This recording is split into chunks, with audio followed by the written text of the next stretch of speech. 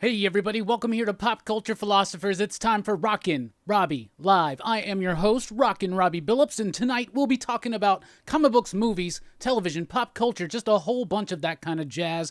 Welcome into the show. Once you get in, let us know you're here. Sound off. This show is driven and fueled by your questions, your thoughts, your comments, all that stuff. So get them in. Let's get the conversation going. Like I said, I'm Rockin Robbie Billups. Tonight we'll be taking a look at this upcoming week's new comic books. We'll be taking a look at the best comic books from last week. We will be taking a look at a little bit of show and tell I got prepared for the show. I'll be revealing my top 5 favorite Wesley Snipes movies and some other special surprises. So once you get in here, let me know you're here. How are y'all doing? How are y'all doing? Have you had a great weekend? Have you had a good week? Are you excited for this next week coming up?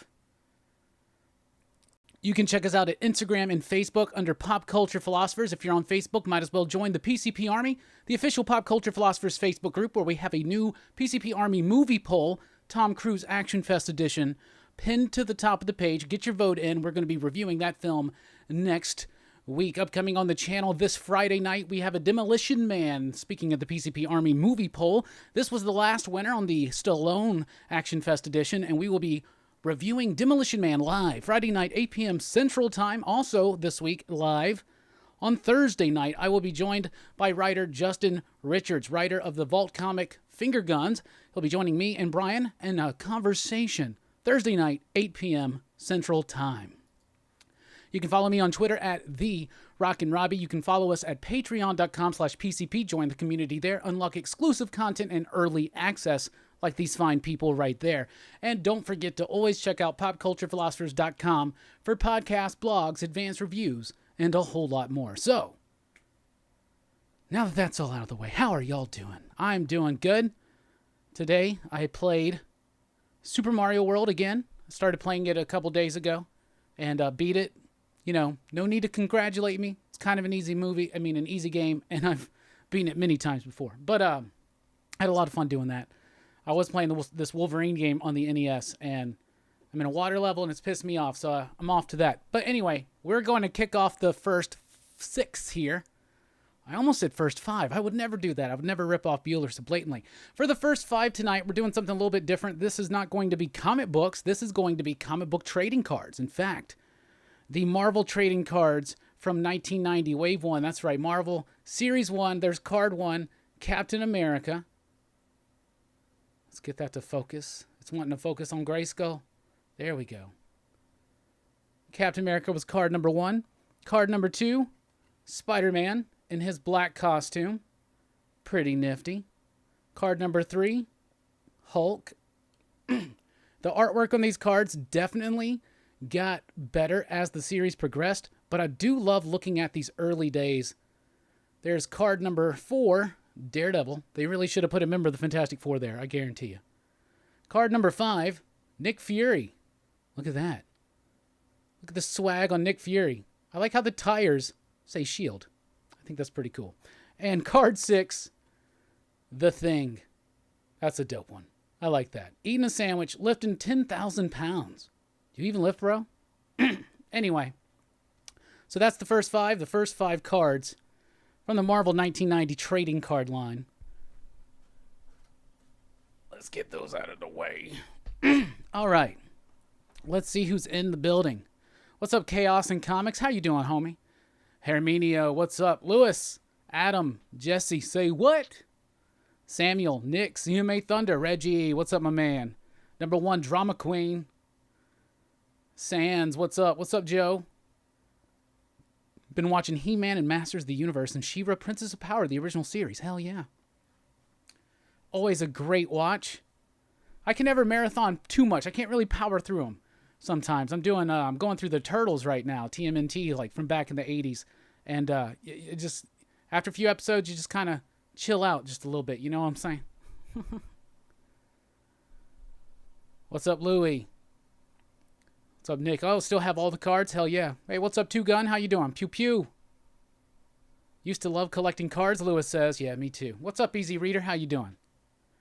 Nick says, I got series 3 and 4. Got all the specials. Hell yeah. What's up, Bearded Comic Bro? What's up, Bruce? Yeah, I got all of series 1 and 2 and 3 and 4. 4 was one of my favorites when I was collecting them back in the 90s because they all combined. Every 9 cards combined to make an image, so when you put them in the sleeves, it would make a full image. I really like that. The Mark Bagley Spider-Man line does the same thing, and I like that one too. I think I just recently got a big chunk of those. I need to get them together to see if I'm missing anything, because I may be missing a couple, but I'm not sure. Looks like Nick Fury had a Batman Dan Wang thing going on.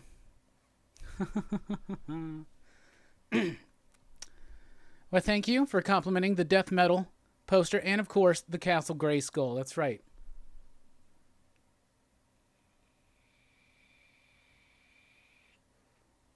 What's up, Jacques?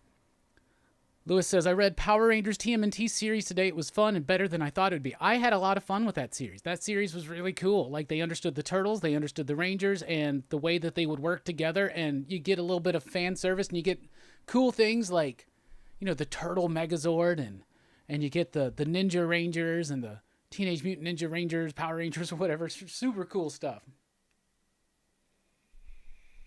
But I had a lot of fun with that. The Power Rangers books have been solid, and they just keep getting good.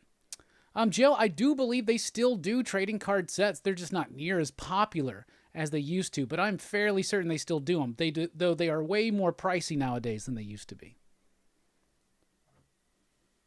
CMA Thunder says, trying to buy that God Loves Man Kills trade paperback after reading and completely enjoying the reprint. Yeah, it's God Loves Man Kills is, I think, one of the best X-Men comics out there. When I first met Chris Claremont a few years ago, and allegedly we're meeting him this weekend, we'll see how everything kind of pans out. But I was talking to him and I got him to sign my copy of God Loves Man Kills. I'll see if I write that down, see if I remember to bring that out for show and tell. But I told him, I was like, this is my favorite X-Men book. I think it's the best one ever. And he goes, well, that's because it's written to be the best one. He wanted to encapsulate everything about the X-Men into one book. And he says that he also thinks that it's one of the best X-Men books, but he said that it's because he wrote it to be that. It's supposed to encapsulate everything that the X-Men represent and what they fight against. And I think it does it exceptionally well. So that's super, super cool.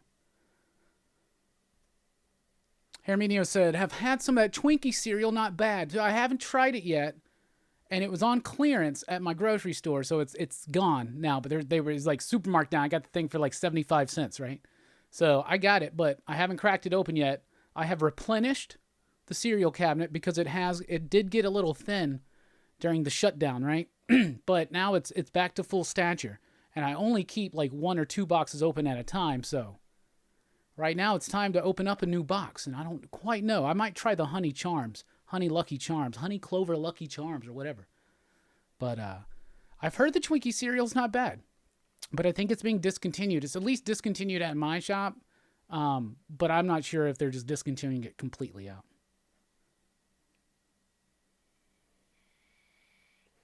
Louis, you should bring them out every once in a while. That's why I keep these cards. Sometimes people are like, why do you keep the trading cards, man? They don't have any value or anything. They get value to me. They remind me of my childhood. I love to just open them up and look through them every once in a while, and it takes me back, and I just love the hell out of it. Yeah, Joe, Sabrina was really good last week. Speaking of which, it's time to talk about what was your pick of the week. What was your pick of the week last week? What was your personal favorite comic book? Mine was Alienated, number 4. This book just gets so much better as it progresses. This is the variant cover by Christian Ward. A really nice variant cover, though I do usually like cover A's. But this book just took it up to a notch. It got dark, it got deep, it got complex. Yet again, I thought issue number 3 was going to be like, the peak of it. Nah. This book is real, very real. I love it. So if you read that, if you read Alienated number 4, what'd you think about it? I see a lot of people out there in the community saying very positive things about it, and that makes me happy because I loved it. I thought it was great. And what was your favorite comic book last week? And if you read Alienated, what did you think about it? And we do got a super chat, so thank you so much, number 1 drama queen.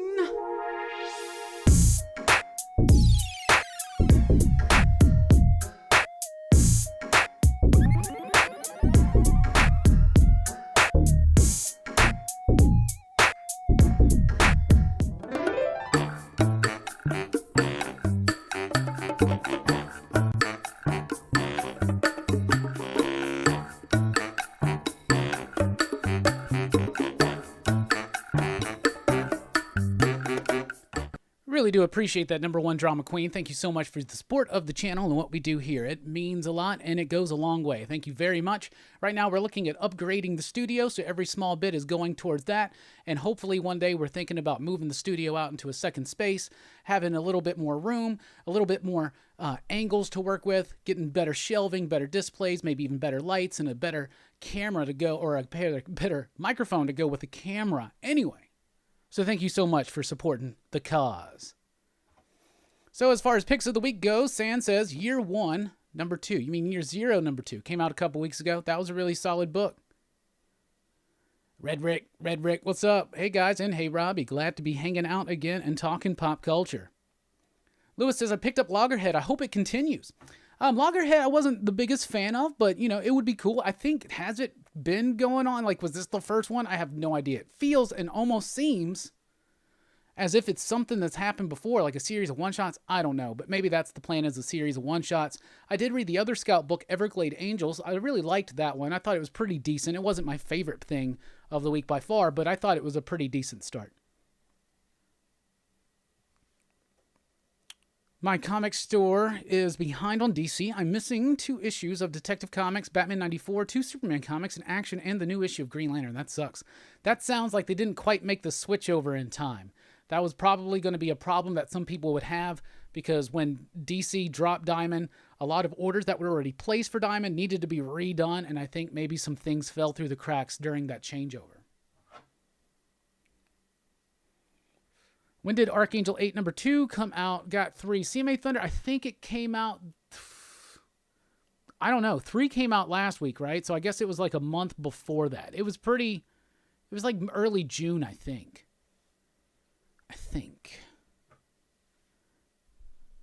Joker van. Yeah, the Joker van's right over there. I can see it sticking out of a box. That's another thing. We want to expand the studio out a little bit into a second room, because it's just too hectic in here. There's too much stuff over on that side of the room, and it makes the space a little tight, and you can't really do so much. And I just can't enjoy my collection, so I need to break it out, go into some things. I got some ideas. Got some plans coming up for this fall as far as restructuring some things around in the studio.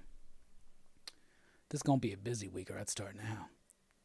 The Plot Volume 1 Vault Comics new this week for me, Christopher says. Yeah, the plot is absolutely amazing. You can go ahead and pick up issue number 5 if you want to continue along month to month, or just wait a few months, maybe half a year, to get the second trade. That book's been amazing. Excuse me. That book's been amazing. A great horror. We're in a golden age, a new modern renaissance, if you will, in comic book horror. Gideon Falls, Something is Killing the Children, and the plot in Ice Cream Man, maybe a little bit more. I don't know if that's necessarily horror, but still, fantastic stuff. YouTube is 90. What's up, Chad? How you doing, my man? Good to see you.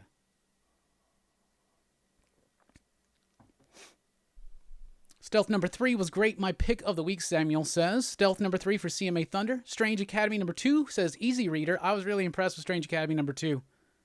So impressed. Matthew, thank you, my man, for dedicating and supporting the cause. We appreciate it. This is for y'all.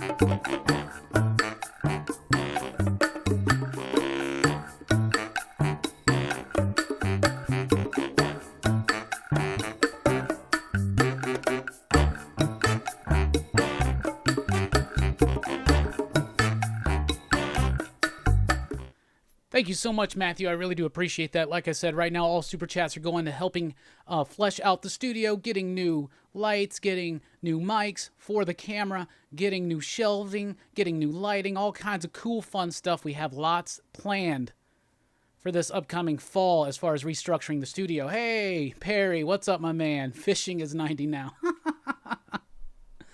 I've never seen such a 180 on a channel before. Comic books 1 week, fishing the next.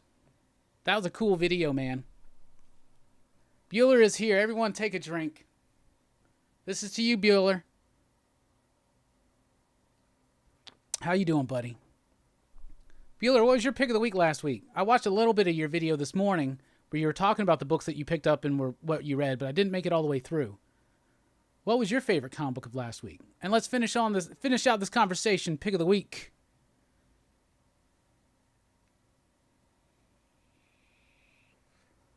We got another super chat. Hold on. We got to give the Joker video just a second to...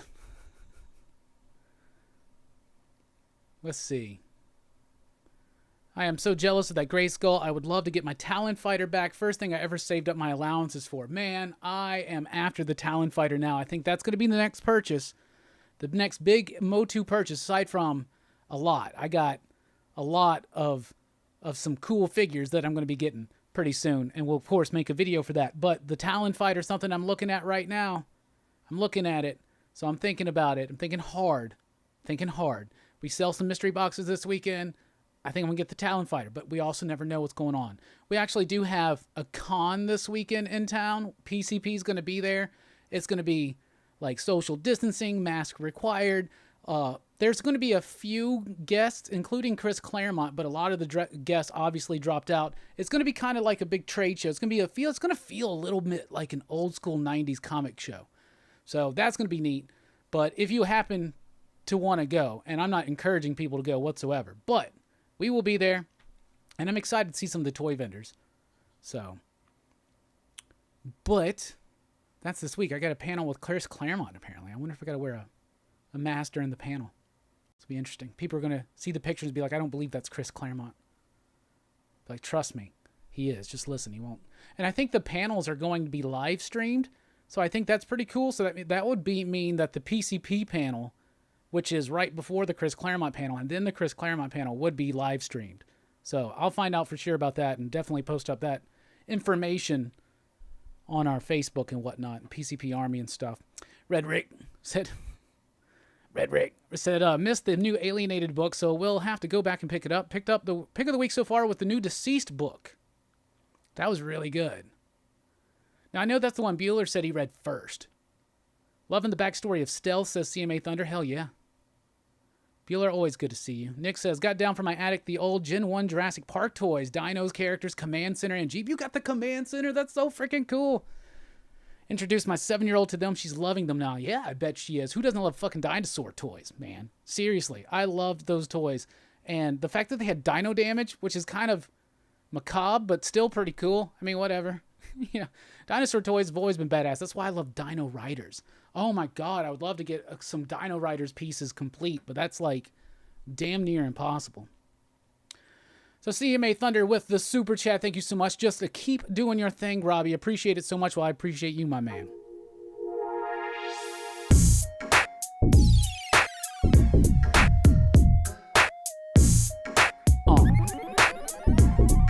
Yeah. The thunder rolls, like Garth Brooks said. CMA Thunder throwing in on the pot, yo. So did Matthew and Drama Queen. That's the way we do. It's kind of obscene. We appreciate all the support. You see that picture next door? Let me tell you what's aboard. I'm just making up words now, so I'm about to stop and just throw it over to my man Heath.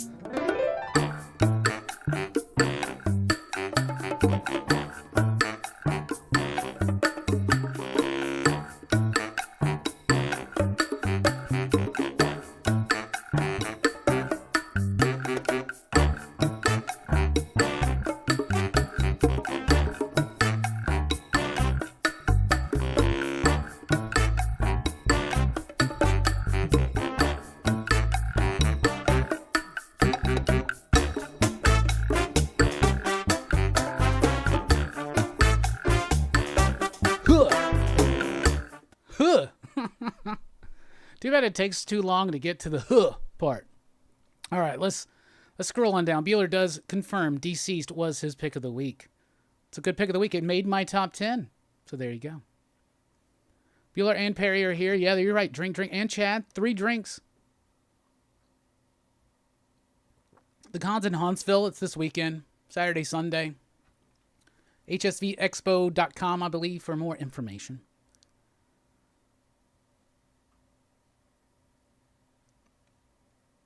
But it's going to be like they're only allowed to do 25% capacity. Everybody's got to wear masks. There's sanitation. You can't crowd the aisles. It's going to be like an old school show, which is kind of exciting, but I don't know.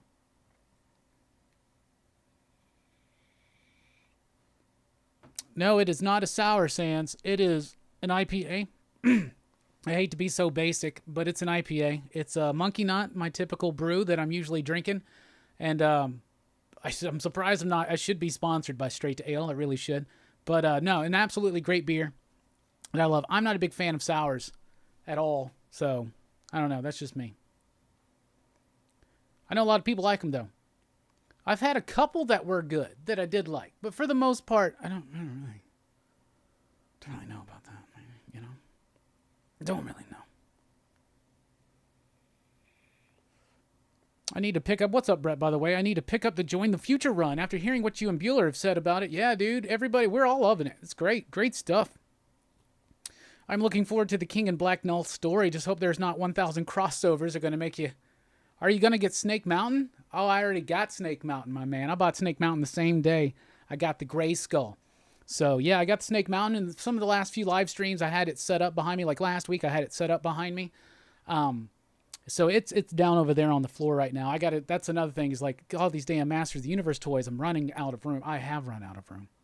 Seriously, the Gray Skull, when it's not up here, it's out in the living room right now.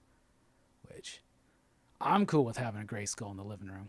So I guess that's all that matters to me. But right now, the scene, if you notice, is it's the Horde, led by Hordak, have completely taken over Castle Grayskull. So if I wrote a He-Man story, you would see this scene. And apparently the slime pit is transportable. They just rolled it to the side of Grayskull. Oh, man. Let's see. Alienated is great. Good pick up, Herminio. Fable is in the house. What's up, my man? Finished Life Story recently. What an awesome book. Yeah, pretty solid book. I like the exploration of Spider-Man kind of growing up in real time. You know, 60s, 70s, 80s, 90s, 2000s, and how they reflected the stories of the time. I thought that was pretty cool.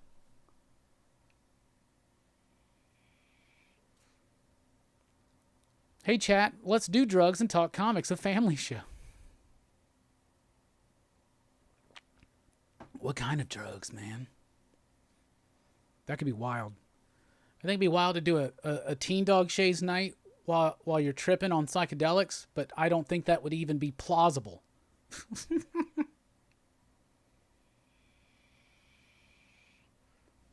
Chaos, you got quite the mind. Tila and She-Ra in the slime pit. Am I right, huh? See, for me, it's more like Fisto and Mosquitor. That would be interesting. Maybe Orko gets involved. Maybe the little dude from the movie. What's the over-under on when Robbie will have a different beer? Yeah, I used to do different beers. I used to intentionally do different beers every week so I could shout out the beer. And then, just, This is the one I like. I vape the same vape. I drink the same beer. Pretty much what I do. Read Odyssey on psychedelics. I feel like I'm on psychedelics when I'm reading Odyssey. The Matt Fraction book? Hell yeah. It's like a gender-swapped version of the Odyssey in space. I need to actually... I never finished it. I only read the first couple issues or so. But I need to read the whole thing. Just want a better He-Man movie that isn't cheesy. Let's get a He-Man cartoon that's not cheesy. But I never watched... Didn't they do one in the early 2000s along with that new action figure line? I never saw that, so maybe that was good. Robbie, noob question. What's the Image First books all about? Image First books, usually what they are is they're the first issue of an Image series available for only $1.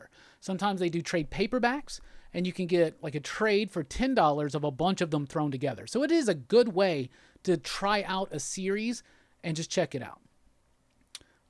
I would recommend checking out any of them dollar Image Firsts on any series that piques your interest. The brewery is Straight to Ale. There's the can right there. This is a local brewery. Straight to Ale Monkey Nut IPA. It's not really focusing on it, but it's a cool logo too. This is their second logo. I got a t-shirt for both of them. I'm obsessed with this beer. This is pretty much their number one thing. They just did Salty Nut, I think. Salty Nut Brewery. It's a local one too. I think they just did like a Cinnamon Toast Crunch beer. And then my homie sent me a picture from Publix that there's Cinnamon Toast Crunch toaster strudels right now. Bruh. If you don't think that there's a day in the near future where I'm drinking a Cinnamon Toast Crunch beer, eating a Cinnamon Toast Crunch toaster strudel while watching Teenage Mutant Ninja Turtles, you out your mind. Out your mind. Gwildor, that I couldn't remember his name, Mike. Thank you for that. And how you doing, Mike? Don't get the whole He-Man thing. I think I'm about 2 years old for that one. For me, the big thing about the He-Man thing, I think, was that the villains were scary looking, like Skeletor and shit like that, and especially when the Horde came up, all right? Merman, of course, you know, they all are very scary looking, Beastman. But for me, also the idea, and maybe this is influenced by watching a lot of documentaries and YouTube videos about toy history, but the idea that they were so different, you know, like toys started off really big, and then because of Star Wars, they got small again, right? And that's cool, you know, the G.I. Joes and all that stuff, but then He-Man, like, no figure looked like that. And they look doofy now. You know, you look at them now with the quality of action figures, and you're like, oh, that looks kind of doofy, but there is something about that action figure mold. It was so big, so many people ripped it off. There are a lot of knockoffs and bootlegs and shit like that. Yeah, monkey nut, like an astronaut, but a monkey. In Huntsville, we have the U.S. Space and Rocket Center. We have the Marshall Space Flight Center. NASA's here. And a lot of stuff here is named after von Braun, for instance, because of his contributions to the space program. Of course, even though he's a former Nazi. But we have the Redstone Arsenal here. So, like, the space race was a big thing in Huntsville. It kind of helped this city start really growing. Because before that, we were just a small textile town back in the day, apparently. And then during the space race, that was a big deal. A lot of people moved in. And so now there's a lot of engineers and scientists and shit that work here, work and live here. So that's one crazy thing, is that even though this is Alabama, Huntsville is a little bit different than other, like what you typically think of Alabama, but it's, at the same time, it's still Alabama. Do you get what I'm saying? So you're not wrong and you're not right with whatever you think about where I'm from.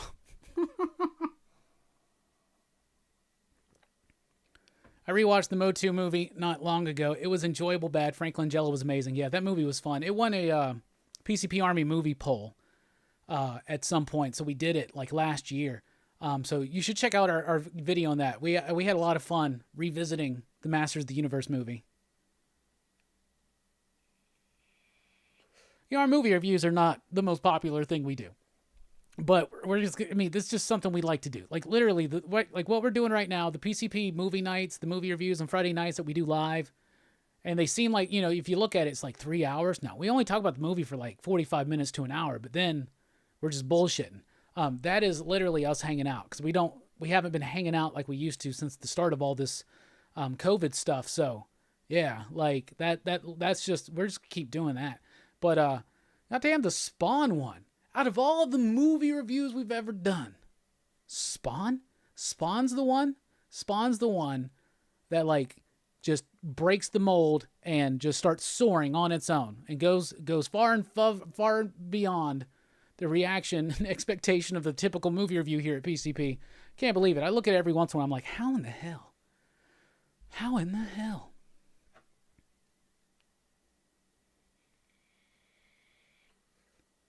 There was that Rogue bacon-flavored beer from a while ago. That just sounds like that'd be gross. Like, it would be too salty. Like, bacon-flavored shit, like, I mean, bacon's fine, you know, and all that, but, like, bacon-flavored stuff, it's just, like, is it salt? Is that just salt? If you didn't grow up with He-Man, you wouldn't understand. Null has been coming for quite a while now. Guess he's taking a scenic route. Yeah, he's like Winter in, what was it, Westeros? Is that the Game of Thrones land? The Cinnamon Toast Crunch talk is killing us gluten-free people. Stupid wheat allergy. That sucks. Hey, maybe I was about to be like, maybe you should try the beer. Never mind. I'm sorry. Oh, Samuel, I think Alabama's great too. I'm just saying there's good and bad, I think, about everywhere. That's just life. That's just life. That's just reality. It's not Teen Dog Shay's night, but if you want to talk about the nature of reality, the nature of reality is it's the yin and the yang, right? Chaos and order and whatever the hell you want to call it. But there's good and bad in everything. So there's a lot of stuff I like about Alabama. I wouldn't be here if I didn't like a lot of stuff about Alabama. Monkey Knot logo reminds me of this episode of this Netflix Space Force show, Marcus Will Be Remembered. I need to watch that. I haven't watched that yet. So what is that on Netflix? I started Warrior Nun. It's good, but the main character is so annoying. Haven't checked that one out yet. I'm still slowly trekking through Star Wars. Not Star Wars. Why did I say Star Wars? Stargirl. The last episode I watched, I think, was 5, and I liked that one. Episode 4 was the one where the new Wildcat debuted. I didn't like that one. That was the only one that I haven't liked so far. I don't know if I'm 100% down for the idea of her picking these random teenagers she goes to high school with that she literally just met to be her new JSA. That seems a little weird. Let's just maybe slowly build into that. Just let's establish Stargirl and Stripes. But I think one of the reasons why they're able to pay Luke Wilson is because he's not in the show a lot. He's in the show enough, but he's not in the show a lot. So we'll see what happens. There's a few more episodes left I need to watch. Because otherwise, when Umbrella Academy drops at the end of the month, that's all I'm going to be doing. But, yeah. Of course, last night I didn't watch any Stargirl because I was getting caught up on RuPaul's Drag Race All-Stars Season 5. No spoilers, but we saw that one coming, didn't we? Shay's winning. I don't know if anybody here watches that, but I think Shay's winning. All right, we got 49 people in here. Whoa, that was my vape. We got 41 people in here, 21 likes. Let's hit that thumbs up button if you can. It really helps us out. Let's YouTube know that something baller is going on in this channel. Maybe they'll recommend it to some other people. Share it as well on your social media, whatever. Be like, hey, we're having a grand old time. We're about to take a look at what's coming up in Comic Shop this week, and I'm telling you, it's a good week. It's a good week. Where's a Warrior Nun on? What channel or streaming service is that on? Forrest Gump is from Alabama. So is Ruben Studdard and Bo Bice. The band Alabama is from here.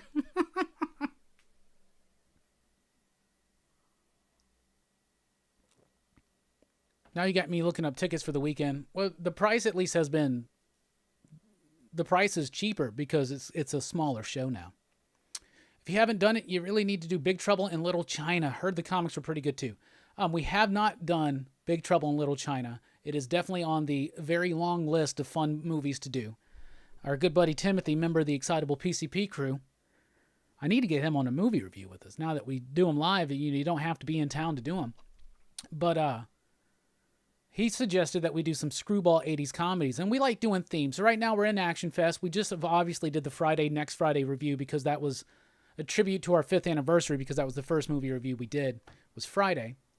And so now we're continuing on with Action Fest, and Action Fest is going to give way to possibly some new movies because we will be doing them for Tenet and Mulan and those things when they debut and when they come out. But we do want to continue focusing on the fun movies from our childhood and from the past and even before we were around and things like that. We're definitely going to be doing themes, and I can definitely see a John Carpenter series, like a month of John Carpenter month. I can see something like that happening. But on the other side of Action Fest, of course, is Horror Fest. And we're very excited for our Halloween movie reviews this year. We're really going to kick it up with the realization that we can do them live and just hang out and have a good time with us and you. So we have a lot of fun. Netflix is Warrior Nun, huh? Michelle says, I only think of Nick Saban when I think of Alabama. A lot of people in Alabama only think of Nick Saban when they think of Alabama. You ever see the movie Beyond the Black Rainbow? No, I have not. Kurt Russell theme would be good. Like a Kurt Russell, John Carpenter theme would be good. Escape from New York. We've we've done 2 movie reviews on The Thing. We don't need to revisit that one. But Big Trouble, Escape. What else? Carpenter didn't do Soldier. I don't know. We could figure out something, I'm sure. I haven't read the Old Guard books. Does Netflix do it justice? I've only read the first few issues of Old Guard, so I wouldn't know. Plus, I haven't seen the movie yet. From what I've heard from most people is that it's good, but it should have been a TV series and not a movie, is what people are saying. Should have been spread out more, but that's just what I've heard. I haven't seen it yet. But that's what Jelani said, for instance. Dude, Brett, Season 2 of Umbrella Academy looks so badass. I'm so glad they're pulling a lot from the second book. That's awesome. You should be able to get tickets at the door. I think Friday was the last day to pre-order them. Now they're only available at the door, I think.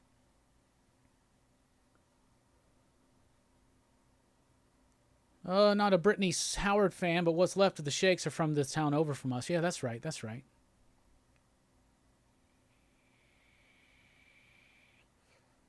Oh, Nick, I do not mind subtitles at all. I don't mind black and white movies. I do not mind any of that kind of stuff. I am way more of a movie guy, or I used to be way more of a movie guy than I've been over the last few years, because over the last few years, I've really dedicated a lot of time and effort into kind of being the comic guy, you know? And so it's nice to rediscover my love for these things. I'm also rediscovering right now my love of Nintendo games, and I am playing the shit out of a lot of Nintendo games. It's leading to a lot of frustrations. But Hard Boiled is a great movie. And when we did Mission Impossible 2, a lot of people suggested that we should do that. So we definitely should. We should do a whole foreign movie thing. For Action Fest, this week we've got Demolition Man. That was the Stallone winner. Whoop, that's the wrong one. Justin is on the channel, by the way. Justin Richards, writer of Finger Guns, going to be live with me and Brian Thursday night, 8 p.m. Central Time. But Demolition Man's going to be the one for this week, and the one after that's going to be the winner of the Tom Cruise poll. And, yeah. So then after that, we're doing the Bourne movies, and then it's kind of like up in the air because, I mean, that to us, the Bourne movies, that ends Action Fest, but we could do another week or two stragglers, like Hard Boiled or something like that, but it all depends on when these movies actually frickin' drop, like Tenet and Mulan. They keep getting pushed back, and we'll see what actually happens. Brian, I don't have a large collection of movies, or at least I don't think I have a large collection of movies. Most average person probably would think I have a large collection of movies. I used to have way more. I used to have like 1,200 frickin' DVDs and Blu-rays, like combined. I used to have a lot of movies. And then I jumped out of it, and I started getting rid of a lot of stuff because of all the streaming services and things like that. And it was basically a thing of, okay, if I'm going to continue to collect some of these vintage toy runs, especially Power Rangers, they take a lot of run, and comics and all that stuff, something's got to go. What's it going to go? What's going to go? And like, it could be the movies. I was actually devoting less time to them, so I sold off a lot, and I'm glad I sold them off when I did, because now you really can't sell, like, selling used media is almost like nothing now. You get nothing for them. But I still got one rack of DVDs and one rack of Blu-rays. So, not a lot. And right, I'm just trying to get the ones that are, like, absolutely essential. So, hey, what's up, Sleepy Reader? How you doing? Everybody take a drink for Sleepy Reader 666. Welcome, buddy. Prince of Darkness. We did just do a John Carpenter poll. The Thing won that one. Dylan, you son of a bitch. Dylan's in the house. What's up, my man? How you doing? We were just telling everybody about this upcoming Friday night, my man. I'm super excited for Demolition Man. In case you missed it, Dylan is officially a member of the Excitable PCP crew now. Yeah. What Nintendo games are you playing? Well, I just finished Super Mario World. That's Super NES. But for NES, the last few days, okay, so I was playing the Wolverine game, the LJN, I think, Wolverine game. Man. So I've made it to level 4, which is a water level, and it's really pissed me off. Really pissed me off, so I stopped, and I started playing Super Mario World. But I'm also playing Paperboy right now, and man, that game's fucking frustrating, man. Paperboy. I remember really liking Paperboy. Why the fuck did I like Paperboy? Paperboy's a fine game. I like it. It's cool, and you have to be so fucking precise sometimes when you're throwing the paper, and that's easy to get used to. But you got all this shit running around, and it's weird. You got the Grim Reaper. You got a fucking tornado. I have not figured out how to fucking outrun the tornado. I don't know what the fuck to do. But whenever that tornado shows up, I just get got. And it's a pretty fucking frustrating game. It's a pretty fucking frustrating game. I'll be honest with you. But Paperboy and Super Mario World and Wolverine. That's what I've been playing lately. I was playing Rambo, but I don't know what the fuck to do. So I gotta like read a walkthrough or watch one or something. I don't know what the fuck. It's one of those you just running the fuck around, and I hate shit like that. God. Wolverine was so freaking hard, not as bad as that first TMNT game. Yeah, I know. I got to get... I think I mentioned it Friday night. Like, I got to get Brooks over here. Brooks is the only way I can make it through some of these fucking games. I'm serious, man. I don't want to spend fucking hours trying to get through 2 fucking levels. Sorry. Pardon my French. That shit pisses me off, man. But it was hard. That TMNT game's fucking hard, too. God. Play Commando on NES. Oh, I didn't even know there was a Commando game. We'll have to. TMNT is the most frustrating NES game I've ever played. That and Friday the 13th. I want to play Friday. I want to beat Friday the 13th. I've been watching videos. Apparently, there's just certain things. Oh, dude, the Arcus speedruns are amazing. This dude, have you seen his fucking DuckTales one? Holy shit. I watch his Batman's ones. That first Batman game on the NES is pretty dope. But yeah, Arcus is awesome. And I just love his cowboy hat, mustache, and he's very like just calm. His demeanor's super calm. And then afterwards he'll be like, oh man, that was really scary. I was really stressed. I'm like, I couldn't tell because he's just sitting there like, yep. Do-do-do-do-do-do. Clunk. I love it. And clunk. Paperboy is a great game that becomes too impossible too quickly. Was and is the worst thing about it. Hell yeah, you're right. I have not watched the IP Man series. I've heard that a lot, CMA Thunder. We were going to do a martial arts podcast, and I'm not well-versed in that shit at all. I've seen a handful.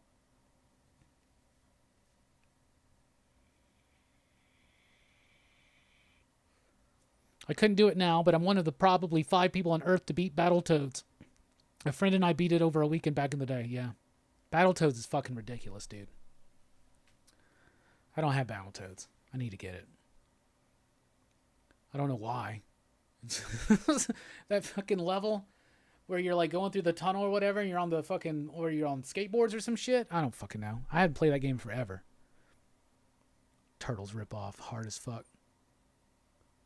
Yeah, Arcus speedruns are awesome. He's such a funny dude. Like, I'm never on Twitch. We tried to do a Twitch thing, and I was just like, we'll do YouTube. But I watch his YouTube videos, and they're great. Great. Do you have a favorite NES game? Yes. Just for regular NES, Super Mario Brothers 3. Super Mario Brothers 3. Best NES game. And it's probably the one I'm the best at. Mario games are stressful, but not in the same way. Like, they're very incredibly easy for me to do. They're not difficult games. For some people, they're really hard. Like, at least you can't play them at all. And we have other friends that just cannot play them. But I was playing Metroid. I was never really into Metroid. So I was actually playing Metroid over the last few days. And that's actually a pretty cool, fun game. So I may get into that one too. I want to check out the ET on the Atari 2600. I know where there is an Atari 2600 available, and I kind of would like to get it because I do have a flashback, but it doesn't have things like the ET game and the things like the Spider-Man game, and I think it'd be really fun to have because I watched the Angry Video Games Nerds video on that, and I think it's not that bad of a game if you know how to play it. I think people just don't know how to play it. Blaster Master is my favorite NES game. I have that, but I haven't dived into it. Never really played it back in the day.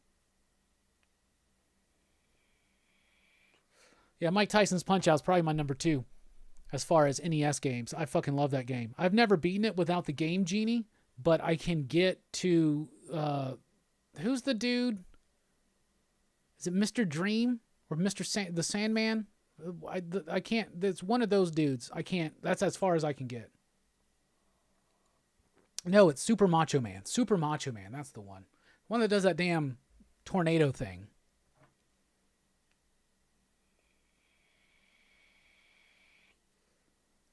Ikari Warriors. We always thought of that as a Rambo game when I was a kid. It's probably better than the fucking Rambo game. I'm running around dodging snakes and fucking tigers, and I'm just like, I don't know what the fuck I'm supposed to do. And I feel like I'm going in circles. Up, down, left, right, A, B, A, B. Hell yeah. Was that a Contra code? Contra's a good game. I've never made it far in it. I like playing, and I love the Mega Man games, but I've never been good at them at all. I need to get Brooks over here. We were playing Castlevania. We beat death, and then we stopped. So we got to get through the last level of Castlevania. Because Brooks is like, let's pick a game and let's go through it and beat it tonight, right? And I'm like, I'll play for an hour or two, and then I'm done. I'm like, let's move on. Let's find something else to do, man. Let's watch something. But I do enjoy playing games of Brooks. Brooks, especially NES games. Brooks gets really fucking frustrated though, and it's really funny. Sometimes I'm like, dude, don't be throwing my fucking controllers, man.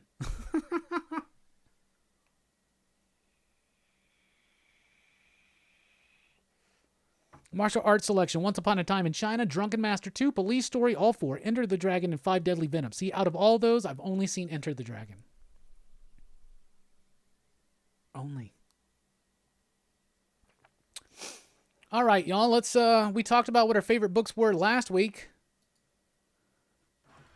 Jesus, shit's sliding everywhere.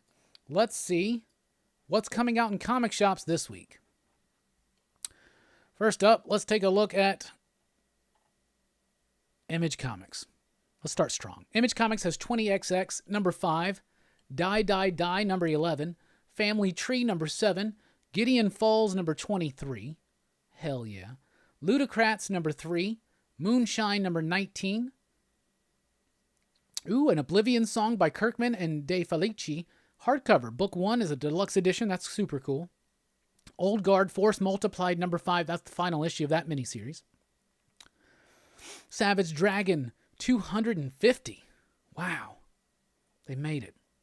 Nothing really from Dark Horse Comics. From IDW, we have the My Little Pony Free Comic Book Day issue, because the Free Comic Book Day stuff is going to be now coming out every week, like 4 or 5 or 6 titles, something like that.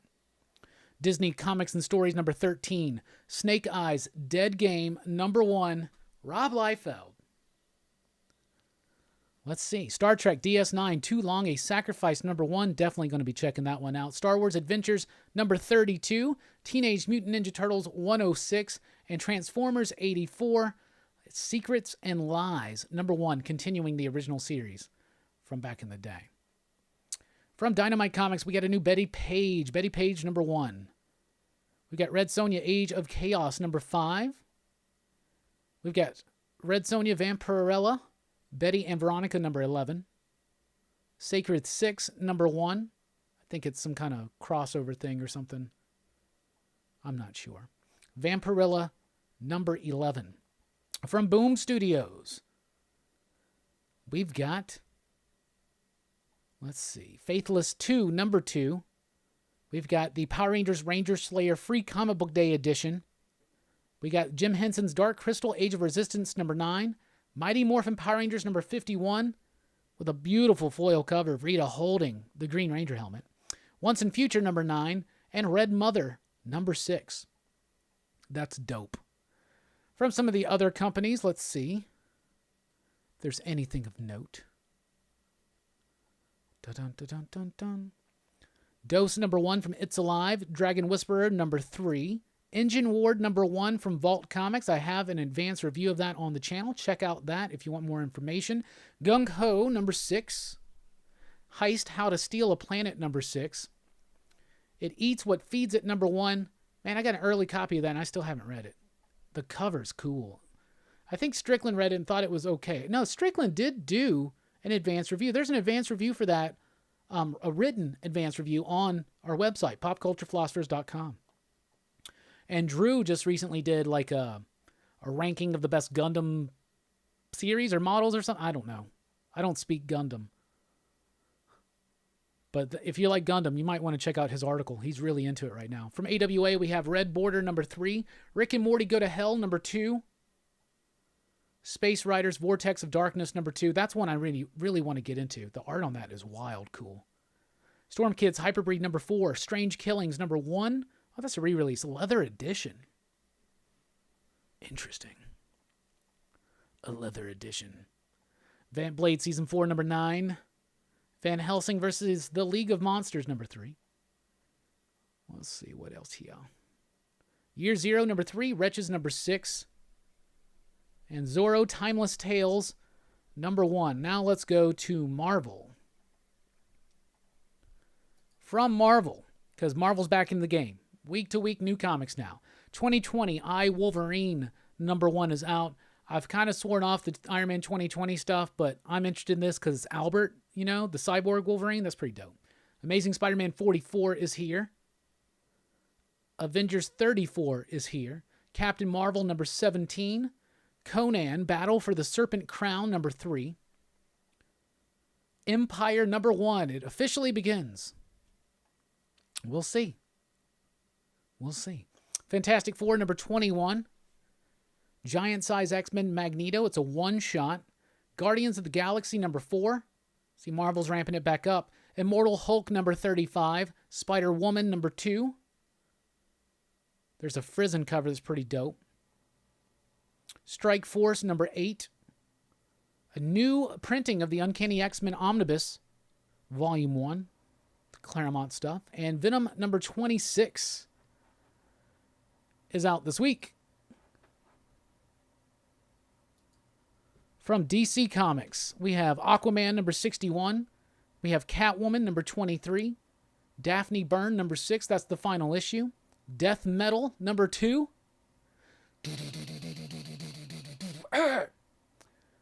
Metal Men number 8. That book's actually good. Nightwing number 72. It's part of the Joker War. It's got Punchline in it. At least she's on the cover. Strange Adventures number 3. Jimmy Olsen number 12. The final issue of one of my favorite DC comics. Going to be sad to see that one go. Teen Titans number 43. And yes, I never thought that I would say it was sad to see a Jimmy Olsen comic book go. Sleepy Reader, thank you so much. No, my friend, you are amazing. I really do appreciate the support. Thank you.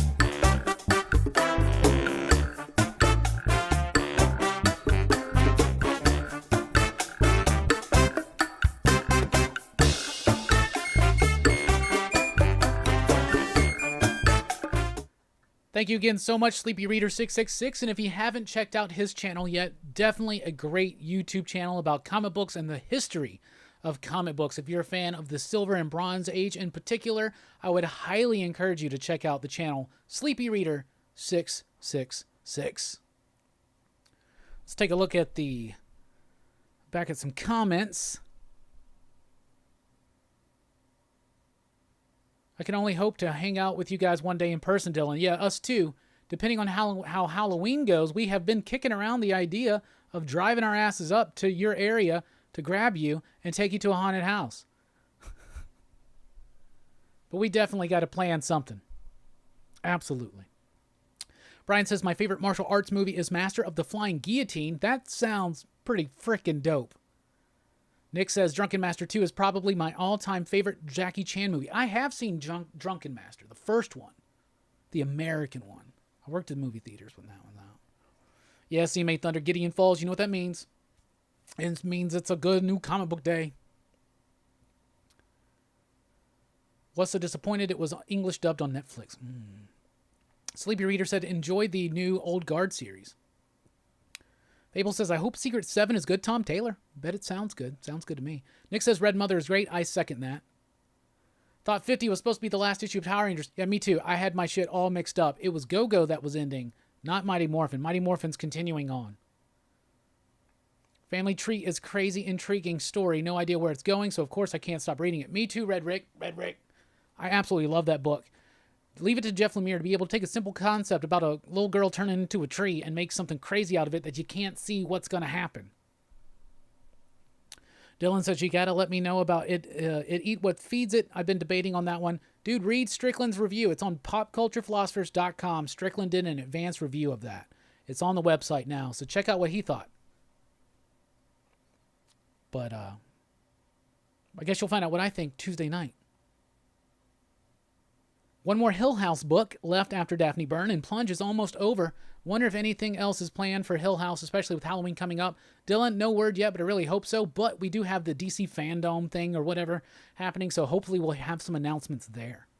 But they are now starting to leak out some October solicitations, so that would be really, really cool. Yeah, that beat is West Coast. Love Superboy Prime as a villain and Azrael as an anti-hero. Hell yeah. Hell yeah. Bruce with the super chat. Robbie, for your weekly comic book reviews and monthly live group review shows, keep it going. Thank you so much, my man. We do appreciate it.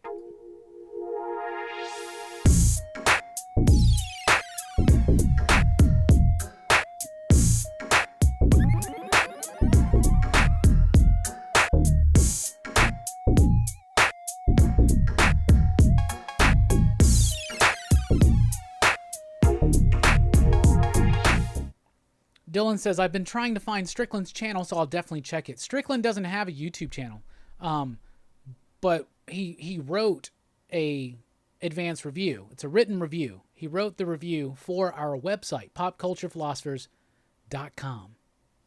And all the links to all of our social media stuff and where to get t-shirts and all kinds of stuff like that are always in the descriptions in the videos. Ricky says, must see martial arts movies. Super Ninjas, Shaolin vs. Llama, Fist of the White Lotus, 10 Tigers of Kwang Tung. I've never seen any of those. Wait, what's up, Atari? Hoping for a Hill House omnibus. Oh, that would be cool. DC's not always the friendliest with the omnibuses, aren't we? All right, it's time for our first break, everybody. We are about to dip out just for a few moments, but do check out this song that me and my homie Kevin did back when we were operating as The Basement Show in the late '80s, I guess we can call them. This song's called Surreal. We'll be right back here on Rockin Robbie Live.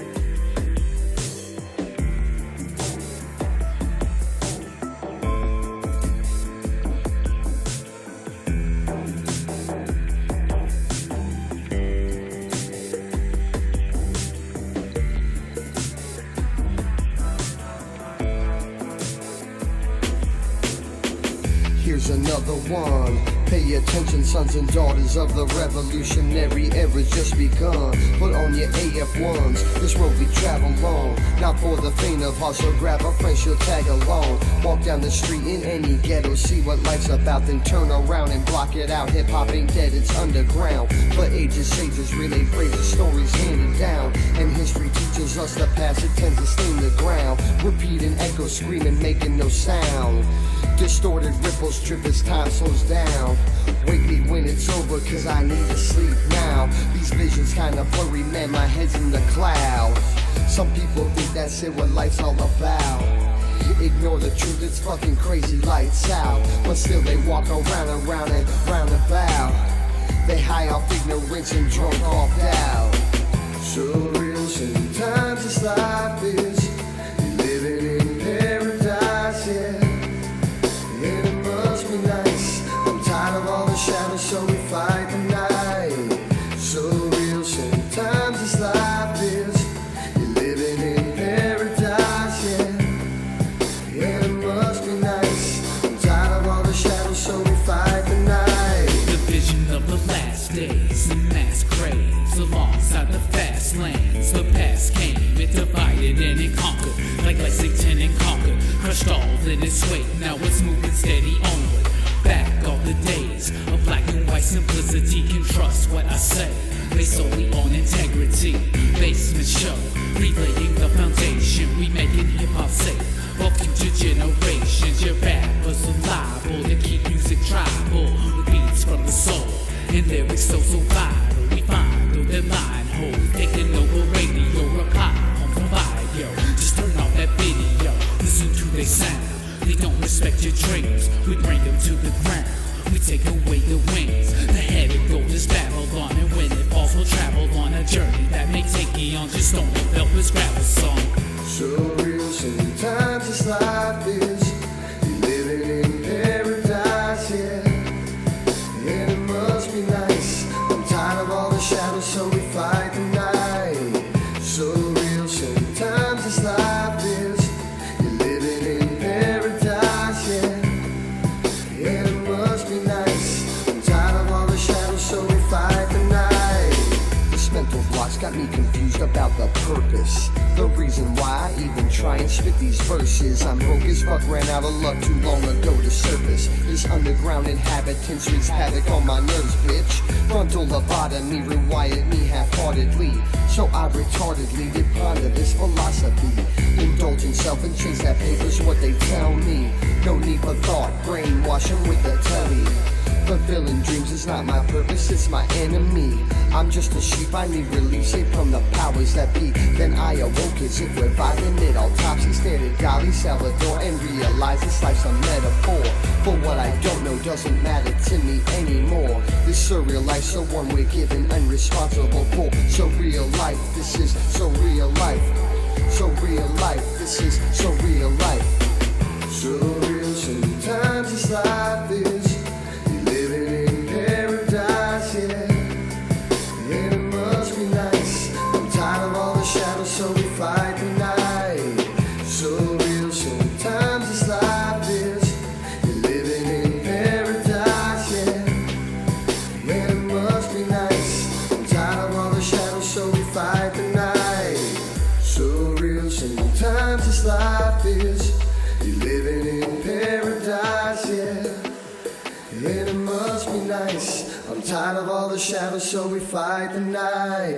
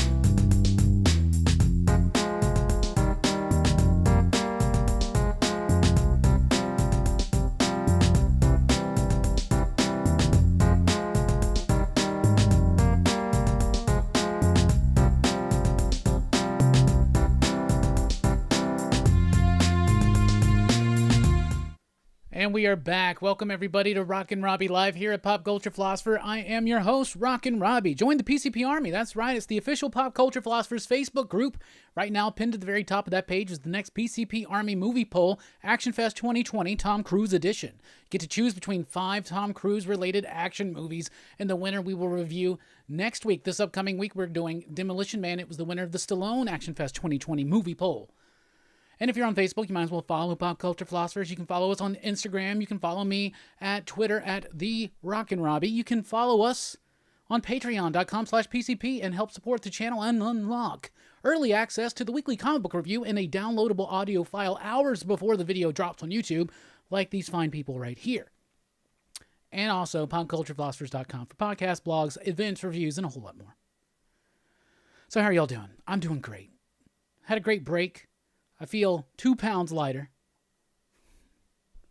Feeling good. What do y'all want to talk about? Billy's in the house, always bringing up Tom Cruise and LRH. I don't think he's part of the church. Osvaldo Luna. Love Castle Grayskull in the background, me too. And I have to give a mad shout out and thank you to the PCP Army for all the support and donations y'all helped provide. The Castle Grayskull, we really do appreciate it. And as you can see, the Horde have taken over. And Thunder Punch He-Man's in the slime pit. I'm going to tell you this, though. You don't slime that figure. It's not going to happen. I got the slime way far away from it. Start from the beginning with Ditko and Lee. What? Anyone know a good jumping on point for Amazing Spider-Man? Herminio's not wrong. I'm going to be honest with you. If you got like the Epic Collection or something like that and read those first like 20, 40, 50 issues, that's great stuff. They're dated. They're from the 60s, obviously, but they still read. They still feel relevant. I love them. That's a great place to start at the very, very beginning. Other than that, I would say, man, read Ultimate Spider-Man. Ultimate Spider-Man by Brian Michael Bendis. That whole run, all the way from the Peter Parker stuff, all the way into the Miles stuff. It's a great run. That's a great place to start and get into as well. It's a different universe, a different interpretation, a little bit more modernized, but I like it. And I think it's a great place to start as well. Other than that, the most recent Nick Spencer run, I guess, would be fine, but I don't think it's that enticing. It's not going to necessarily turn you into a Spider-Man fan. So I do think the best place to start with Spider-Man is the very beginning. So I agree with Herminio there. Hey, what's up, S Squared? How you doing? Batman Zero Year was awesome. Yeah, it took me a reread to really get into it, but that was the moment that I realized that Snyder and Capullo are really embracing the crazy nature of comic books. And they have a lot of fun doing it. The coloring in that book is amazing.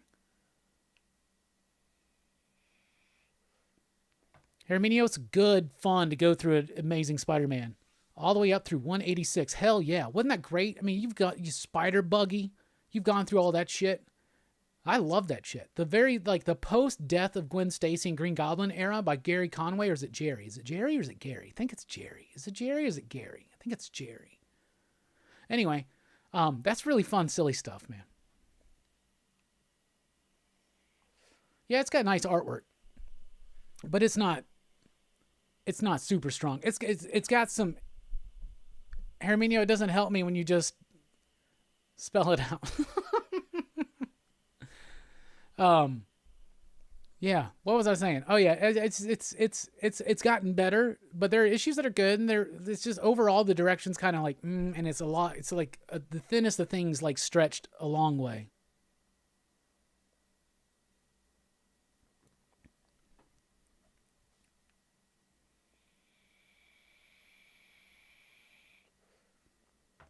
Spectacular Spider-Man is a good place to start. 1 through 200, fairly inexpensive compared to the Amazing Spider-Man. It's true.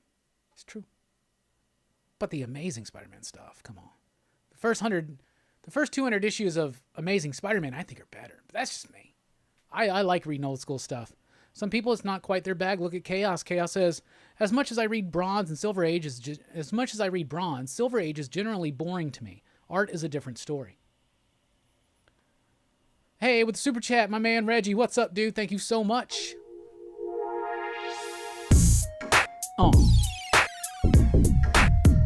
Yeah.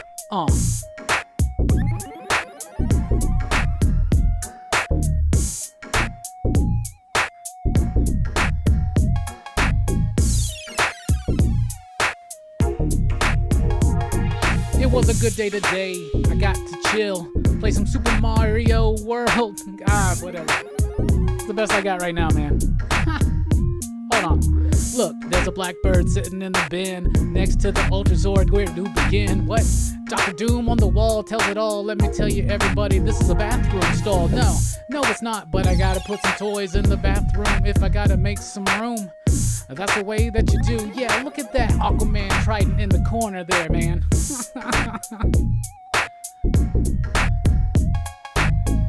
Let me pass it off to my man, Joker.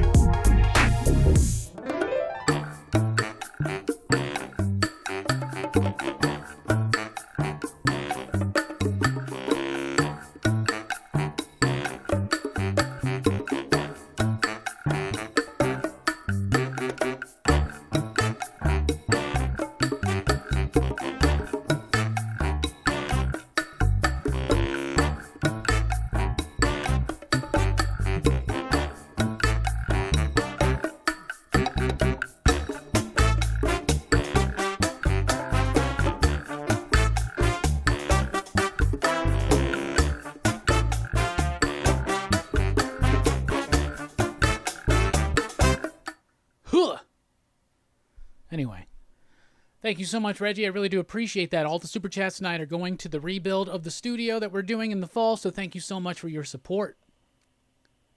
After falling off of Spidey, and I lost it. Where'd it go? After falling off of Spidey back in the 90s, it took JMS, J. Michael Straczynski, taking over an Amazing Spider-Man Volume 2, number 30 for me to want to read it again. I read all that stuff. And you're right, there's a brief moment in the late 90s that I actually really do like, and it involves like the Spider Hunt, Identity Crisis, Gathering the Five, I don't know. And I am a sucker for the John Byrne run that took place right before the JMS run. They're not good, but I'm a sucker for that run. I'm a big Byrne, I'm a sucker for that. My favorite of that whole era, though, was Spider-Man Chapter 1, which is like a retelling of the classic issues, the origins and everything. A little bit updated. It's not necessarily good, but I like it. I love it. I love Spider-Man Chapter 1, but I'm a big John Byrne nut. Always have been. But JMS's run started off so strong, and I just felt like it just fizzled. Just fizzled. The Brand New Day era, I really do like. I do like the Brand New Day era. I like the Dan Slott run. So, if you're a more modern fan, maybe check out the Dan Slott stuff, but I would start with the Brand New Day. Or JMS. JMS has got some good stuff in it. It just fizzles for me. That's just me. I mean, what do I know? I like the damn John Byrne run. Cover A on Detective Comics was epic this week. Dude. You're right. And the artwork inside, Brad Walker's best work I've seen. Seriously, love it. How many chin-ups you doing in the morning? None, my man. None. That was a terrible freestyle. And what's really funny is that, so I'm listening to the music and I'm flowing, and I promise you it's on beat. But when I go back and I listen to it after the fact, I'm not on beat. It's off. It's like there's some kind of like weird sync issue. I don't know. Just saying. It's not like I'm bad. Or maybe I just am. Ha! Classic FF is a good read. Yeah, me too. I'm always reading some FF. Right now I'm in the 40s right now, pre-Galactus. I started over again a couple months ago. But I've been rereading the Justice League run. Why? Well, we'll find out soon. What are some of your Grail books? Tomb of Dracula, number 10. First appearance of Blade. Fantastic Four, number 1, obviously. And then 2, 3, and 4. And 6, and 7, and 8. And 9, and 10. 11, and 12, and 13, blah, blah, blah, blah. Pretty much goes from Fantastic Four on there. But Tomb of Dracula, number 10 is the only non-Fantastic Four that I would consider a Grail of mine.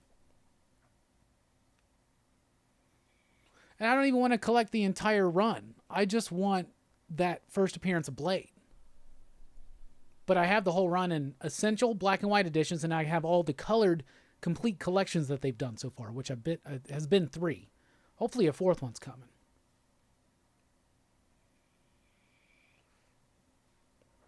And Chaos says, if you're new to Marvel, start with Marvel Knights in the early 2000s. That's really good advice, because I'll be honest with you.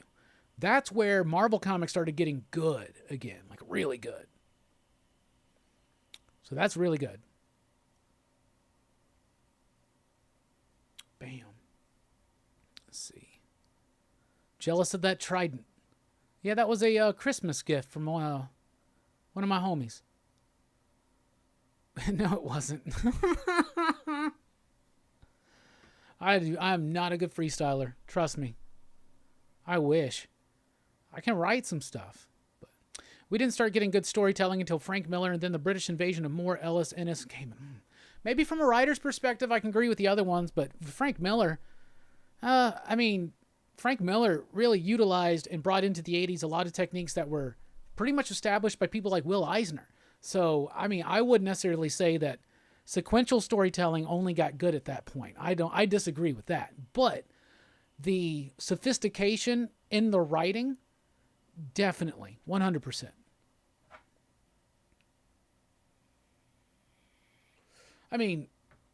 There's a reason that pretty much the British invasion into comics, that's my Mount Rushmore of comic book creators. Those are my favorite writers. Grant Morrison is I list as my favorite writer. That includes books, of which he's only done one novel. It's not really a novel. Super Gods. It's awesome though. Required reading for a comic book fan. Required reading for a member of the PCP Army. My copy's signed by Grant Morrison. Didn't meet him. Just bought it that way. Could have been signed by some other dude. Who knows?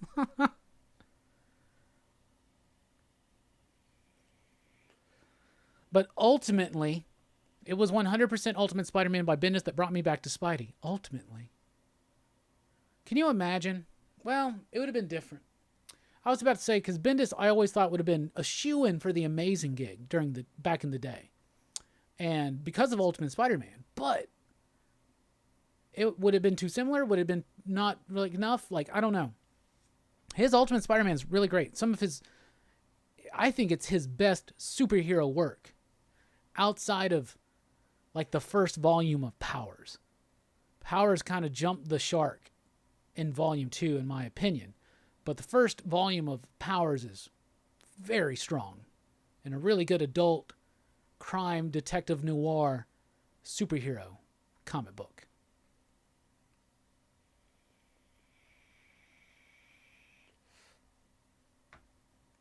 And the only thing Frank Miller did as far as writing goes, for me, when I reflect on his Daredevil run, is that he basically took the thought balloons and made them captions. But I'm a big fan of the caption over the thought balloon. Bubble. Let's see.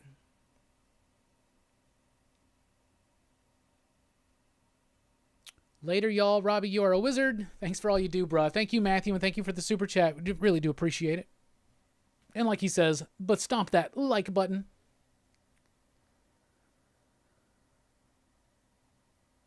John Byrne run was mainly Marvel team-ups. Yeah, it wasn't even Spider-Man at first either, but, I liked it.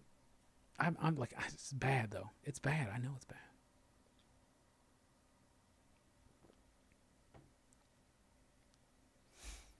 Let's see here. Daredevil by Quesada and Kevin Smith was phenomenal back in the late 90s. Yes. It's totally being covered one day on a show we do called Marvel in the 90s, which we do not have an episode tonight. But there will be one in a couple weeks. Start with Punisher. Welcome back, Frank. That's a good one, too. The Daredevil run's great. The Black Panther run by Christopher Priest. The Inhumans run by Paul Jenkins and Jay Lee. Hell yeah. Marvel Knights was great.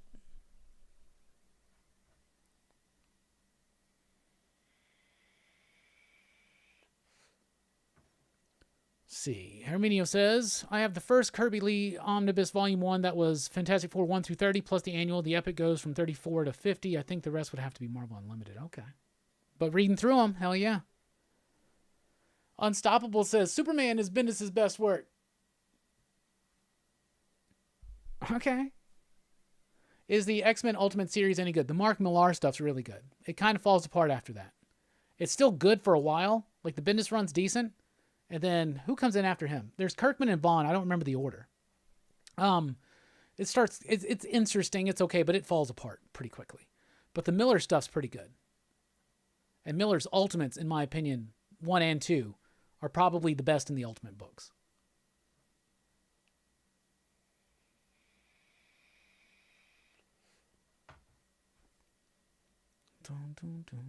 Got that damn song stuck in my head. What is a must-read Punisher story? Welcome Back, Frank. Basically, anything written by Garth Ennis is a must-read Punisher story. Seriously? The first miniseries is pretty decent. The Circle of Blood or whatever. For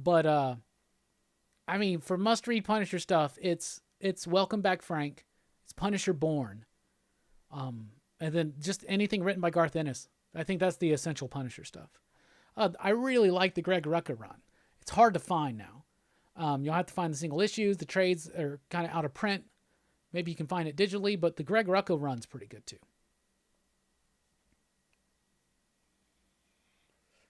The best Punisher story is Cosmic Ghost Rider. Didn't even really think about that. Didn't really consider that, but that's not actually a bad idea.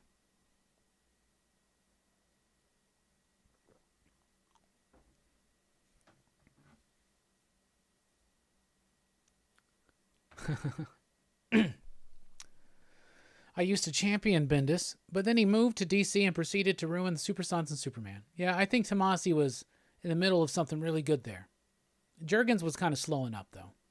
I think maybe they should just give Bendis action, but he wanted the whole direction changed.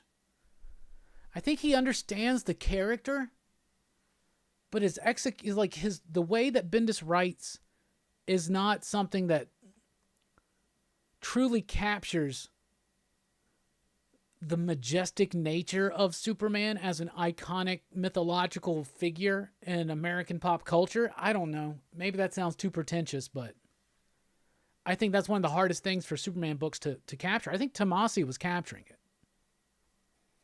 With the addition of Jonathan, especially. And Super Sons. Man, we're robbed of the Super Sons.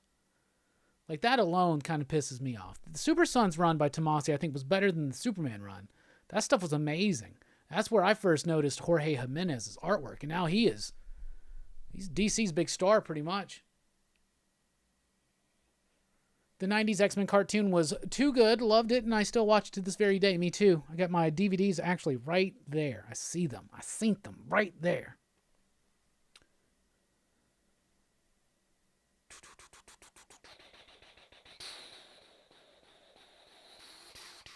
Should I get that Atari 2600? It's kind of pricier than I wanted to go. And I have to get a new TV. Or do I have to? You can hook those things up to a flat screen, right? Yeah, Near Men. I'm not Near Men. I am far more upset about the loss of Super Sons as well. Oh, yeah, the X-Men cartoon's on Disney+. Hell yeah.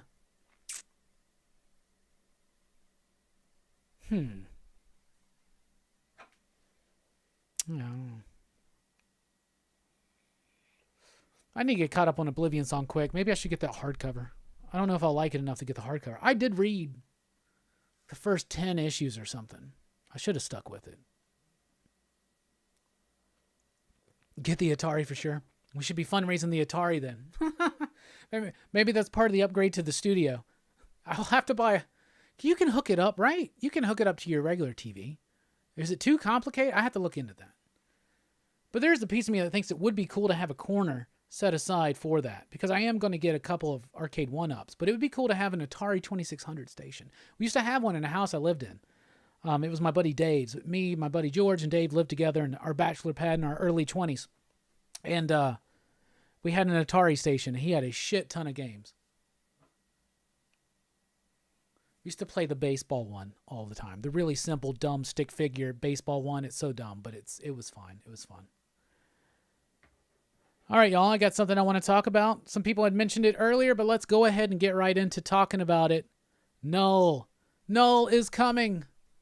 Null is here. In December, he finally arrives. In King in Black. This is it. This is the big Null crossover that we've been building up to. Through the pages of Venom, through the pages of Absolute Carnage, and now erupting in King in Black when Null arrives and decimates the Marvel heroes. That's what they say. There's a trailer that was released. It's Donny Cates and Ryan Stegman talking about it. They're really pumping it up. They're saying that Marvel's never let them go. They're surprised that Marvel's letting them go so dark. And they said that too about Carnage. I'm going to tell you this. Carnage started out super dark. And then it kind of softened towards the end. And Absolute Carnage was just a stepping stone, but they treated it like an event. But it was just a stepping stone. Let's be honest. Come on, right? But we're really ramping it up. But if you really think about content, there's not too much between Absolute Carnage and this, right? Not really. So obviously this was something that was planned for earlier on in the year, I'm guessing, but because of the shutdowns, everything got pushed back. Empire's going on right now. That's a placeholder event. That's what this is. Here's the thing to rant about. Fucking placeholder events. Are you serious? Marvel has to give us placeholder events. Do you guys know what I'm talking about? I'm cool with the idea that every year there's some kind of interconnected Marvel Universe fucking crossover. I am cool with that. I grew up loving comic books in the 90s and the 80s. Why would I not be cool with that? I'm cool with that. And in the 2000s, you could just read those Marvel events year to year and get the gist of Marvel history over that decade. It's great. But the Marvel events have been really lackluster lately. One of the reasons why they've been lackluster is because they have these bullshit, meaningless, fucking placeholder events. They basically have learned that if they do an event every quarter, it spikes the sales enough so that it looks good on paper. We keep buying them, they keep making them, and that's the shit that happens. And I'm telling you, I'm getting fucking pissed with it.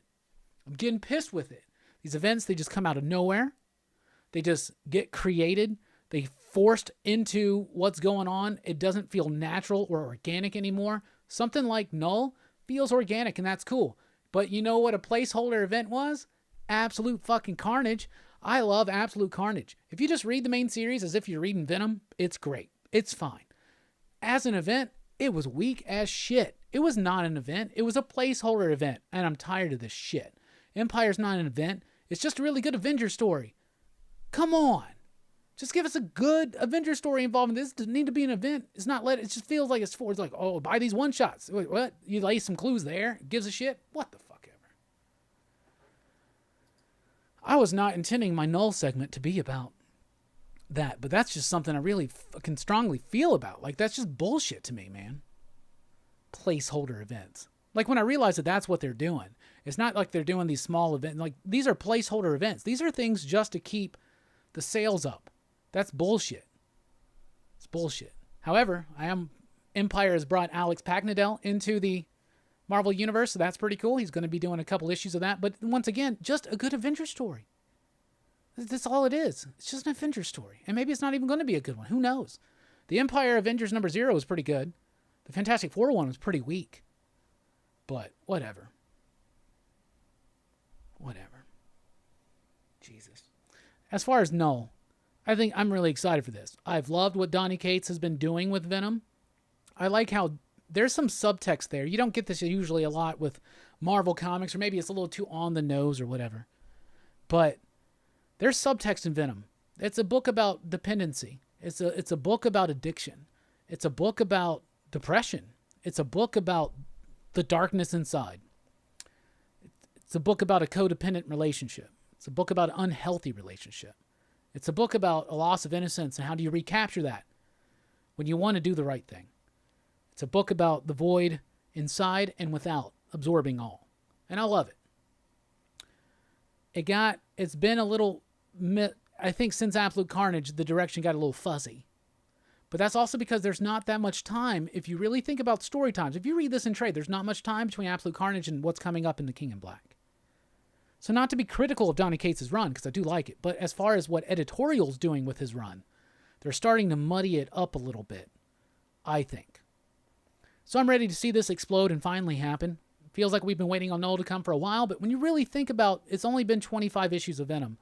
And so we'll have like 5-6 more issues before we get this book. So it's not really that drawn out of a story. They got to the punch way quicker than Nick Spencer's getting to the punch on Amazing Spider-Man, right? ASM's been building this shit up forever with Kindred or whatever the hell. So I think this is a great, naturally organic organically building event, and I'm very pumped for it.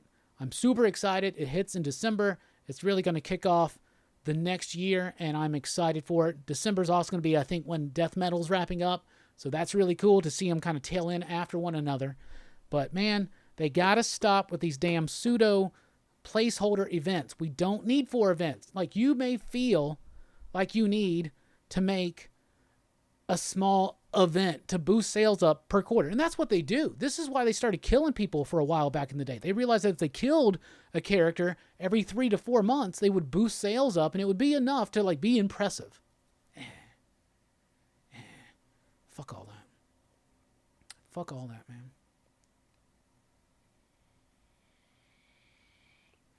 But I'm excited for Null. So once again, y'all, Null is coming. What do you think about it? King in Black. Donny Cates says Marvel Universe is not ready because they're not going to trust Eddie. Eddie's going to be like, this is a big deal. And they're going to be like, no, not at all. And they're going to be like, yes, this is a big deal. Because they're going to get their ass kicked. Even the X-Men, they're all so full of themselves. The X-Men, the Avengers, they all think their shit don't stink. They think that, oh, this is just a Venom level event. Who gives a shit? They're going to get wrecked. I hope they pull it off. I think they will. I really do. Bueller was in here making some noise again. What's up, Bueller? Robbie, will you hold my place? Hold your place on what? What are you talking about? And as Bueller said, everyone check out Robbie's weekly pick appearance on tomorrow's Coffee and Comics. That's right. Tomorrow morning, 7 a.m. Central Time, Bueller's Coffee and Comics video, the all-new Comics and Coffee show, will be debuting. I believe him and Bob usually are there on the live chat at the premiere, and they have recently, in recent weeks, spotlighted my pick of the week and even shared a little video. And now Bueller's got me looking up damn color correction and color grading and shit like that, and wasting half a day on Sunday researching that shit. Not wasting. But we need to chat, buddy. I just want to know what you do. He makes me look so good. I send him these videos, and he does something. He makes them pop so well. I need to know the settings, my man. I just need to know. Anyway, Bueller, thank you so much for allowing me to be a part of the Coffee and Comics show, because that is literally one of my absolute favorite YouTube shows, and I watch it every single week, and I love it. Love it.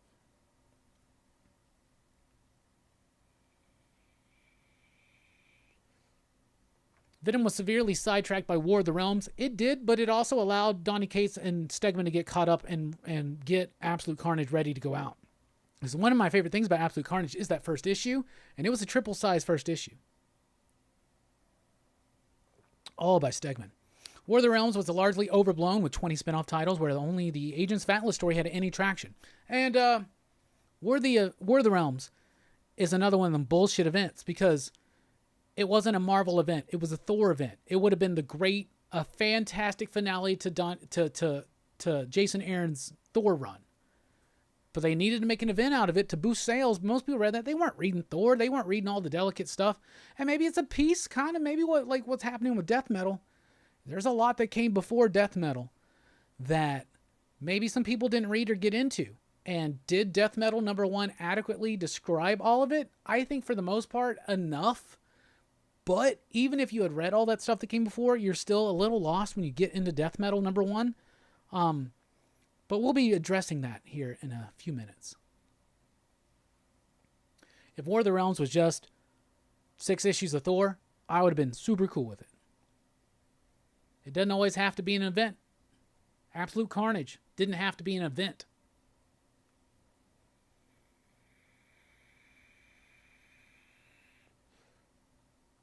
Dylan's role will be most interesting in the Null story. Hopefully it's not too much to do about nothing. Bueller says, you look so good after color correction.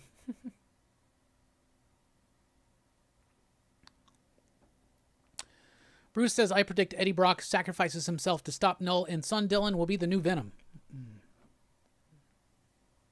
I don't know about that. It is the best morning show on Monday, and that includes all the morning shows on actual TV and all that shit. Seriously. Well, Dylan, I don't see you as a scholar on Avengers history. I think Avengers history buffs are going to be the ones that really get the most out of Empire because of the Kree Skrull War connection. Should just be an Avenger story, though. Should just be an Avenger story. Yeah, next battle draft. Yeah, I think Bueller says he thinks it's the 27th. We just got our criteria the other day. It's going to be a villain-themed one this year, or this month. Excited. Excited about it. And I believe Bob's also, it is Bob, right, that's hosting the Best Comics of the Month monthly meetup.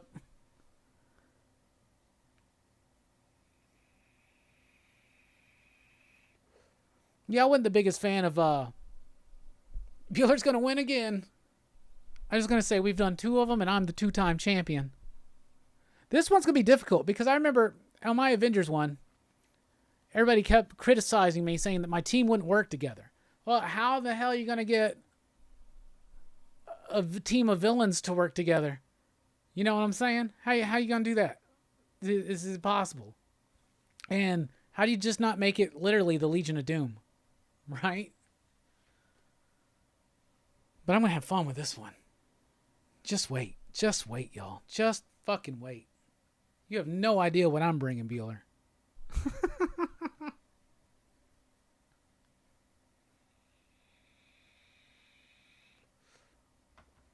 I'm officially done with all spin-off of events. I'll do an event, but if a spin-off takes off, then I'll throw money. It's just most events just buy the main story. You're cool. Even with Empire, if it's interesting to you, just buy Empire. You don't have to buy all the extra stuff. If it's good, like if the Bueller, I know your team always has exotic dancers. I know. It's this weird fascination you have. It's interesting. Somebody could probably dive deep on that, but I'm not the one to do that. I've had my own fascination at times.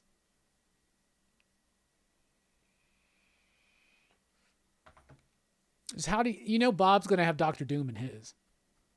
It's too obvious. It's too obvious. I'll tell you this. Doctor Doom is not mine. 724 is the next battle draft. Maybe 727 is the monthly meetup thing. Who knows? Bueller.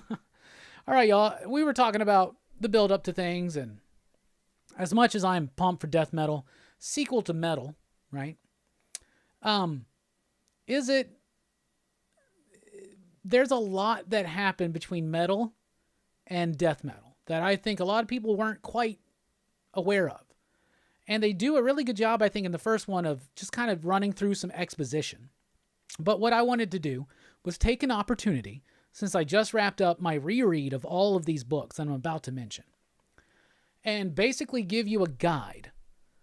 If you're getting into Death Metal and you haven't necessarily checked out everything that came before, I just maybe thought to do a little guide could be beneficial.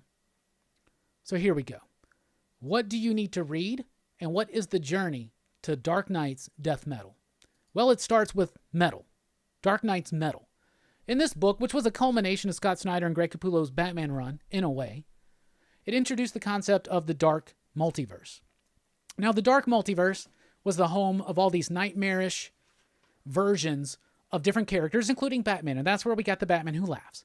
And as a result of the heroes winning at the end of this book, they broke the Source Wall.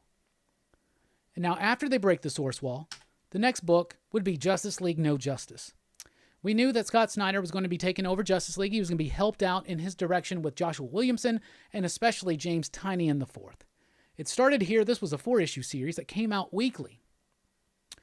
And so what it does is it deals with the immediate ramifications of breaking the Source Wall. Now, the Source Wall is the material boundary of the multiverse. It's a physical thing. We've seen it many times. And if people that have dared to discover what's beyond the Source Wall usually become a part of the Source Wall. So that's what happens in here, and it's about the Omega Titans and all this kind of stuff. But this is just what follows immediately afterwards, and what happens to Luthor in this book sets the tone for where Justice League is going. And then we go into Justice League. So in Justice League, Scott Snyder's run, to me, is absolutely fantastic. I freaking love it. I love it so much. So what happens is the Source Wall is broken and something called the Totality comes out. This is going to be the essence of Perpetua. This is a character who's very important in death metal. Lex finds out that there are 7 dark forces in the DC universe. In the first book, he unlocks, with the help of his Legion of Doom, because he's brought together the classic Legion of Doom really for the first time in comic books. Black Mana, Gorilla Grodd, Joker, Cheetah, Sinestro, Brainiac joins. Luthor really is holding no stops. In that first book, they unlock the first 2 unseen hidden forces. One is the Still Force, which is why Gorilla Grodd has a baby turtle strapped to his belly. And the other one is the Emotional Spectrum. Both of these have opposites on positive energy, basically. And the Emotional Spectrum is the opposite, of course, of the Invisible Spectrum. Did I say emotional? It's the invisible spectrum, ultraviolet light, all the stuff within. And the Still Force is, of course, the opposite of the Emotional Force. In the next book, we find out that the Batman Who Laughs has been captured by Lex Luthor. Lex frees him in exchange for information he needs to find the next 2 forces. The next 2 forces was the Tear of Extinction, which is the opposite of the Life Force, and then the Void Wind, which is the opposite of the Sphere of Gods. The Void Wind can destroy magic and kill gods, and so can the Tear of Extinction. It is basically the Death Force. In the next book, you have Martian Manhunter and Hawkgirl. They go on this journey to Thanagar with Jon Stewart to unlock or find out a little bit more information. There they unlock the Black Apple, which winds up with Brainiac, and it's the opposite to the collective unconscious. It represents the dark knowledge of the multiverse. In the next book, the 6th dimension, they unlock the 6th note, which is the opposite of the dimensional superstructure. It gets really crazy in the 6th dimension. It involves Mixtus and it gets pretty freaking crazy. That leads us to the Justice Doom War, in which Luthor now becomes the apex predator, which is like a hybrid of Martian and human DNA. It's crazy, right? And he causes the people to choose the side of doom over justice, which basically is faithfulness versus faithlessness. Faithlessness is the 7th dark energy, and when he unlocks it, it brings about Perpetua. But while all this is happening, the Batman Who Laughs is doing his thing. You know what I'm saying? So the Batman Who Laughs is doing his thing, and in this mini-series that Scott Snyder did with Jock, what happens is that we find out that he's trying to infect people, and he infects Commissioner Gordon. That runs into Batman, Superman, who are the Secret Six, and in this one, he now infects certain heroes. Gordon, for instance, is one of the Secret Six. Donna Troy, Shazam, Hawkman, Supergirl, and Blue Beetle. Those are not necessarily to death metal, but they are kind of helpful to see how the Batman Who Laughs plays into what's going on and what he's been up to since metal. So going back to Justice Doom War, this is where Luthor resurrects Perpetua. Luthor now, with these forces, has awakened Perpetua. So who is she? Well, Perpetua is the creator of the multiverse. She's the mother of the Monitor, the Anti-Monitor, and the World Forger. Like cosmic concepts. So she is the creator of the DC multiverse. Now, she has siblings, basically. And so what happens is that people, cosmic concepts like Perpetua, create multiverses, and then they die, leaking their energy in, and they create them out of this positive energy. The opposites, like instead of the still force, they use the speed force, the law of motion in the universe, right? She wanted to do something different. She didn't want to die. She wanted to live forever. So instead of infusing positive energy and giving her own life to bring about her multiverse that she birthed, she actually does it with the dark forces and creates something that will be a perpetual state of doom and destruction and amass an army with Martian and human hybrids. That's like her ideal army for some reason, and fend off the judges of the universe. There are these cosmic judges that she wants to build an army for, and then she's going to suck all the energy off from their multiverses and basically rule the multiverse supreme with the help of her 3 children. That is who Perpetua is. So at the end of that Justice League run, the Justice League lose. The universe chooses doom. Perpetua rises. She starts destroying multiverses. Seriously, just destroying straight through them.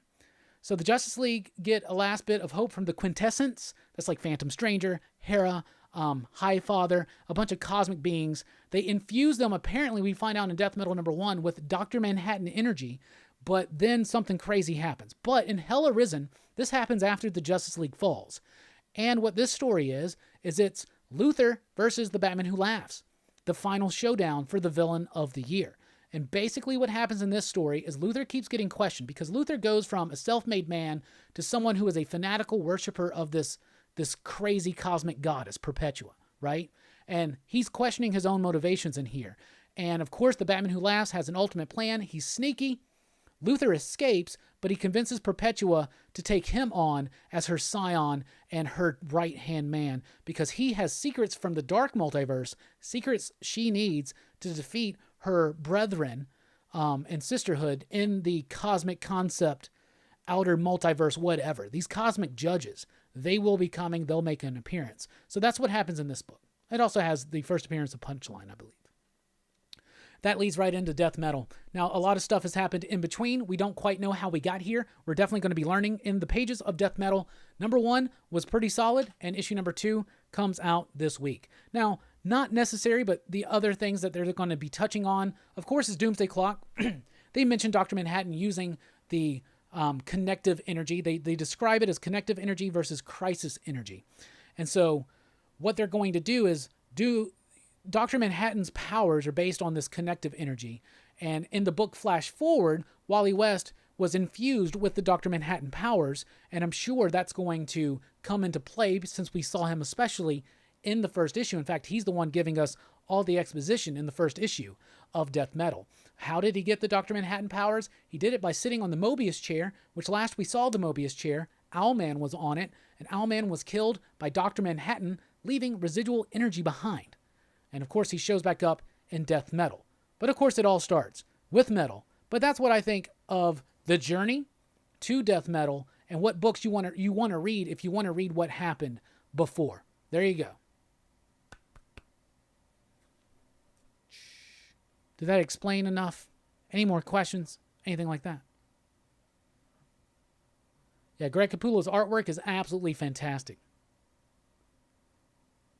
Not Near Mint says 40-some issues of Justice League and all of a sudden Orlando's writing it. There's no end. Where's the end? Metal 2. That's right. There is no end. That's something that is, if you're just reading Justice League, it ends and it's like to be continued in Death Metal.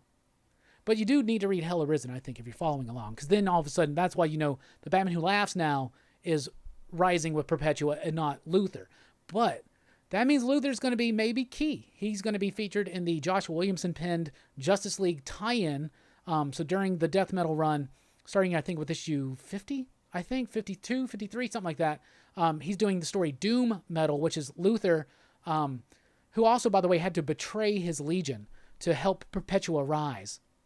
And he becomes this crazy Apex Lex, but he's back to human now, and he escapes, and so he's definitely got some plans, right? But yeah, that was the big problem. Is like now Justice League is just these like filler stories. I mean, it's kind of, that's why I haven't really been digging it too much.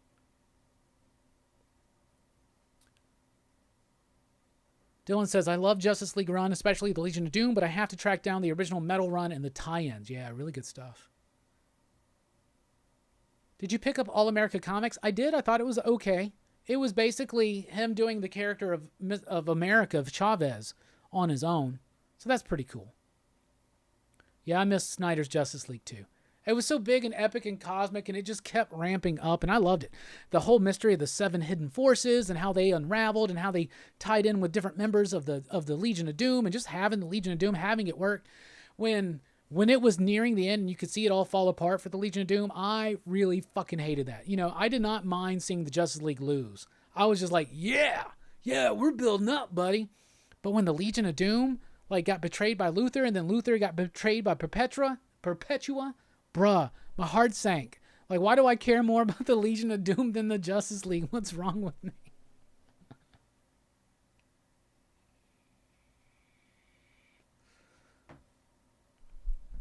Yeah, I didn't really like the Flash Forward book at all, but we know that it was intended to go a different direction because of 5G, but that's not happening anymore, so. Well, thank you, Sands, and thank you, Comic Book Geek Therapy.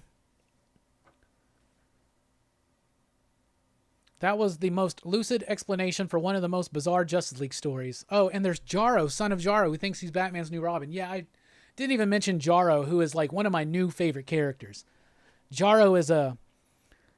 So Starro was in No Justice, and he sacrifices himself to save everybody.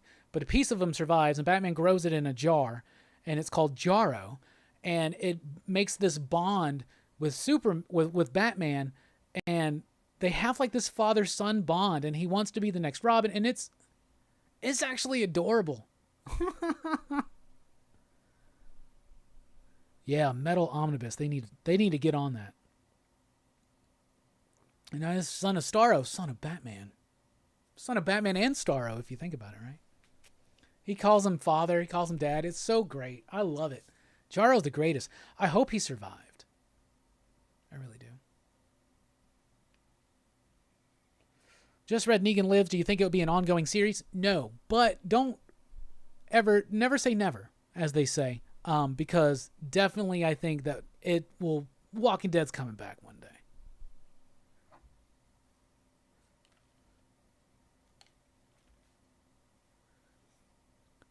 Robbie, damn, I was so lost after reading recent Justice Leagues and I was thinking, what the fuck, did they skip Metal? Yeah, they did. It's just weird. And they're reflecting current things like Superman's identity. It's hard to place it in continuity, right? Even if you factor in everything else going on in the DC universe. But yeah, that's what happens. But Death Metal, of course, basically you get the idea that Perpetua is still destroying universes. There's only they say 7 or 8 left or something like that.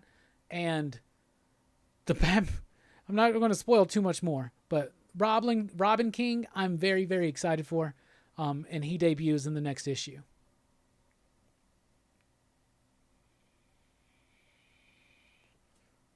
One of my favorite scenes of this run was Martian Manhunter psychically telling Bruce to detonate the secret bomb on the moon. What bomb? Okay, yeah, that's a great moment. And then I remember there's no moon, and then they have an issue where they put the moon back together, and that's a great. There's a great introspection on the relationship between Bruce and Clark in that issue. I think that's issue number 10 or something. This is what's crazy. So after Metal, Snyder, we knew, was taking over Justice League, or it was planning where the DC universe was going to go in 2018 and into 2019 and into today. And he had done this thing on Twitter where he asked everybody, what do you want? What characters do you want to see? What do you want to see me do? And I responded, and he liked it, so obviously he must have seen it, but it doesn't matter. I literally said a villain Lex Luthor and Martian Manhunter. That's what I wanted. I wanted a villain Lex Luthor, because he was a hero, remember? He was Superman Lex Luthor. I wanted Luthor to be a villain, a major villain again, and I wanted Manhunter back. And that, aside from just the cosmic craziness that led to Death Metal, to me, the heart of his Justice League run is this dichotomy between Martian Manhunter and Lex Luthor. And he gives them this unknown history that they have and a connection, and it's a crazier juxtaposition than Luthor Superman. That's a little obvious, human, alien, right? But it's the same with Martian Manhunter, but they actually, maybe it's because they actually have a lot of similarities too. But I love the whole run. So if you want to read those books, if you've never read them and you want to read them, one more time, it starts with Metal, goes into Justice League No Justice, really kicks into gear in Justice League, Volume 1, Totality. That's where the Legion of Doom is. Volume 2, Graveyard of the Gods. They're deluxe editions too. Hawk World, Volume 3. Volume 4, The Sixth Dimension. Fantastic story. Jorge Jimenez artwork, by the way, throughout the series. The Justice Doom War is the final book, Book 5. That leads, of course, you can also read The Batman Who Laughs. You can read The Batman Superman Who Are the Secret Six. That will lead you right back into Who is Perpetua and all that. Right back into Hell Arisen, and then into Metal. So there you go.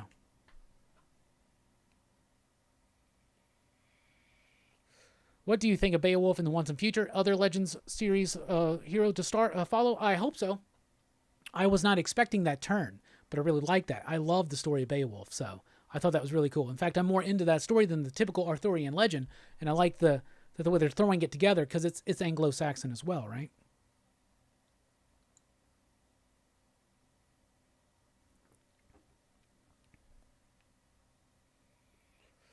I think the only Superman Batman run that was really important was that first one, but it's only important just to know what Batman Who Laughs has been up to. And he's infecting people, and in Hell Arisen, he affects more superheroes, and then Luthor destroys the infection.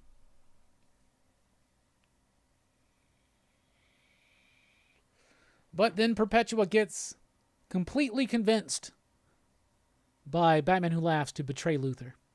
But at least he gets away. So we know that Luthor ain't done. Do you know what I'm saying? We know that Luthor ain't done. All right, we got a lot more show coming up, including my top 5 favorite Wesley Snipes films. Start thinking about your favorite top 5 Wesley Snipes movies. Start thinking about them. We're going to get into that and a little bit of show and tell when we return here on Rockin' with Rockin Robbie. We'll be right back.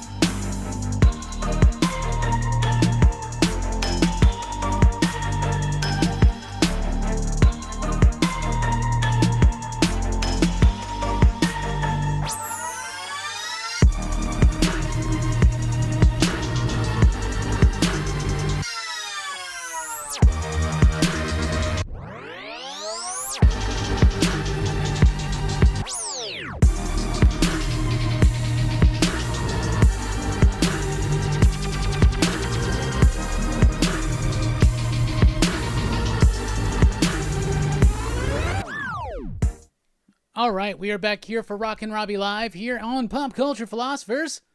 Join the PCP Army, the official Pop Culture Philosophers Facebook group, where you can vote in the new PCP Army movie poll, Action Fest 2020 Tom Cruise edition. Vote between 5 Tom Cruise action movies. We will be reviewing them next Friday night. This Friday night, the winner of the Stallone movie poll, Demolition Man. Join me and the excitable PCP crew live, 8 p.m. Central Time Friday night. But the night before, join me, Justin Richards, and our homie Brian for a nice chat with Justin Richards. Because Justin Richards will be there and we're talking to him. He's the writer of Finger Guns. It's going to be very exciting on the channel. You can follow me on Twitter at TheRockinRobbie And of course, you can find us on Facebook, on Instagram, and on Patreon, patreon.com/PCP, where you can join us in support. Like these fine people right here: David, Alex, Brian, Nelson, Reggie, Brian, Dee Dee, Bullseye, Dunn, Laney, HC, James, Jason, Javi, Josh, Lewis, Monmeat, Mikey, Michael, Robert, Timo, TJ, William. Thank you so much for your support, and we do appreciate all the super chats tonight. Thank you. From the bottom of our heart. And there you go. Coming up, we're going to be talking about the top 5 Wesley Snipes films, at least in my opinion, and in yours. And we'll be doing some show and tell, and of course, answering your questions. So get your questions, thoughts, concerns, all that stuff in here and more. Carla says, Once in Future is just as good as Something is Killing the Children. Boom, killing it, year of the boom. Yes. 100%. Red Mother, I would add to that list. I know a lot of people aren't digging on the slow pace of it, but now you're having to deal with slow pace on Something is Killing the Children. Because now that it's ongoing, that means you have space. And what I do like about, and I've heard some things, people saying that the second arc of Something is Killing the Children is not quite as lively as the first, is because the first one, they wrote that for a miniseries. Then it got elevated to an ongoing miniseries in a way. You know, it's going to have a planned ending, obviously. But what they're doing right now is, this is the calm after the storm. But in a book like this, it's not the calm, it's the melancholy after the storm. And I really like that. It has a very distinct Twin Peaks-esque feel to me right now, as far as the town sharing this grief. That's another thing that was kind of captured in the Stranger Things season 1. So I think it's really doing a great job with that. Red Mother's got a slow burn. It's like a Hellraiser film where the Cenobites aren't going to show up very often, but when they do, it's impactful. So there you go. Alienated's another one. Oh my goodness, that's great. Folklords is fun. I love Strange Skies over East Berlin. Ghosted in LA is a particular favorite of mine as well, written by Senna Grace. Senna Grace? Something like that. Senna Grace, he had just tweeted today. Just watched the Snyder Cut of BVS on HBO Max. And holy crap, his fans were right. It's like 25% better and makes 9,000 times more sense. And I'm like, that's what I've been saying. That's what I've been saying. That's what I've been saying. Spraying. All right, just had to get the final 9 ready. All right. But yeah, Boom is killing it right now. And as far as we're halfway through the year, Boom's Publisher of the Year right now. Hands down, sole winner. Last year, they were my co-publisher of the year with Vault. But this year, nobody's beaten Boom. Boom's out if you just look at the line. And I know it's a smaller line than Marvel or DC. And usually it seems like people want or expect Marvel or DC to be a Publisher of the Year. Dude, that's going to be rare in my book, to be honest with you. Because when I think of Publisher of the Year, I think of the entire line. And I think of what percentage are like must-reads. What percentage are like awesome. Marvel and DC got small percentages compared to Boom, Vault, Image, Dark Horse even sometimes. So Dark Horse has been on a lull for me lately, but they got some good titles. They just haven't been coming out.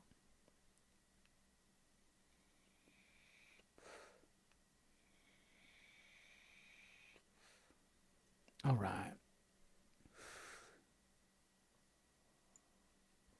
I see some people talking about their favorite Wesley Snipes films already, so let's go ahead and get right into it. Ladies and gentlemen, it's time for Top 5 Wesley Snipes films.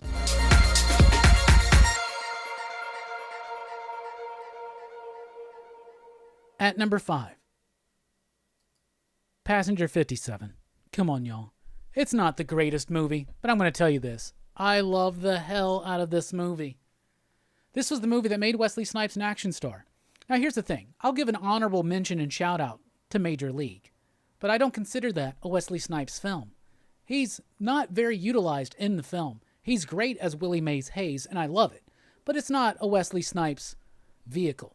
I was originally going to have it on this list, but when I downloaded the movie poster, I realized he's not even on the damn movie poster. But you know what movie poster he is on? Passenger 57. I love this movie. So this dude, he's going to wind up on this plane as Passenger 57. This dude's going to take over the plane.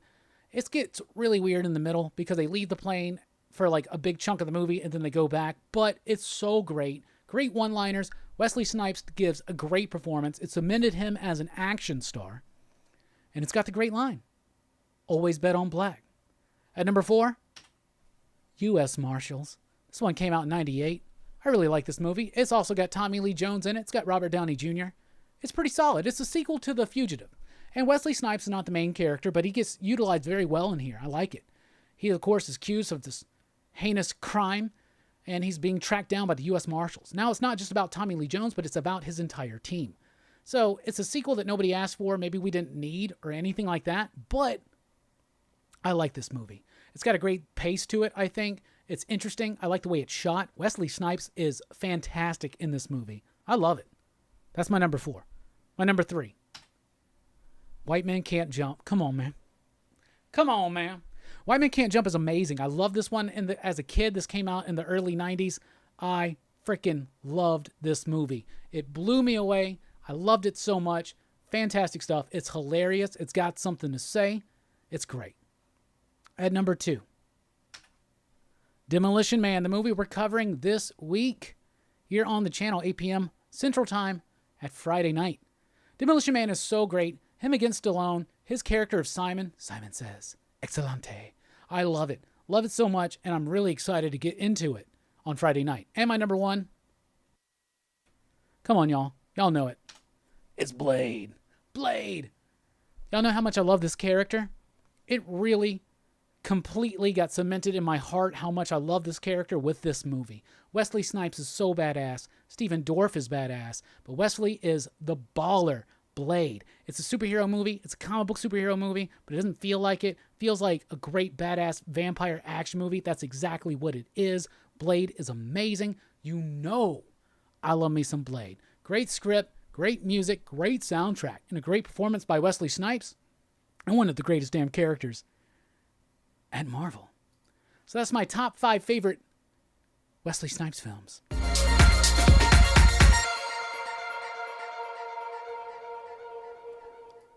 Now, I see some movies mentioned by y'all that definitely deserve to be contemplated to be on this list. New Jack City, for one, okay? Sit your $5 ass down before I have to make change. Come on, come on, come on. But it just didn't quite make the list for me. Just for me. Another one I've seen, Art of War. I like Art of War, but I don't think it's a good movie. I think it's got some really great action, some really interesting cinematography and direction and stunt coordination, but it's a really complex movie to follow. Maybe it's on par with something like, I think Passenger 57 is more enjoyable. Yeah, but I do like Art of War. I would put it in my top 10. I would put New Jack City in my top 10 as well. And I didn't pick Blade 2 because just like I did with Stallone, and even though Wesley doesn't have many franchises, I just wanted to pick one. I didn't want to have, because then 2 of the spots would have been taken by Blade. And to be honest, I like Blade 2 better than Blade 1, but Blade 1's the movie to me that means the most just because 1998 watching Blade, it literally changed my life. I love the shit out of that.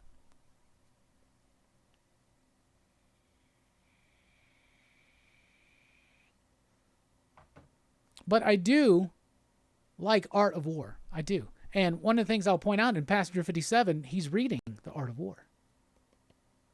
Think about that. Blade's amazing. First Blade was beautiful. Loved it. Frost was a great villain. I can watch it any day, anytime. Absolutely. You know, Tu Wong Fu is in top 10 for sure. Tu Wong Fu's in top 10. 100%.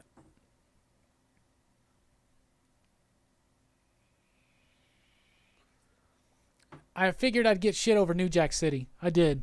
I did, man. I wanted to put it on there, but I didn't. I did not. I picked Passenger 57 and U.S. Marshals over that because you can't fault me, I don't think, for White Men Can't Jump, Demolition Man, and Blade. But, you know, it's what it is, man. It's top 10, though. It's probably like number 6 or 7.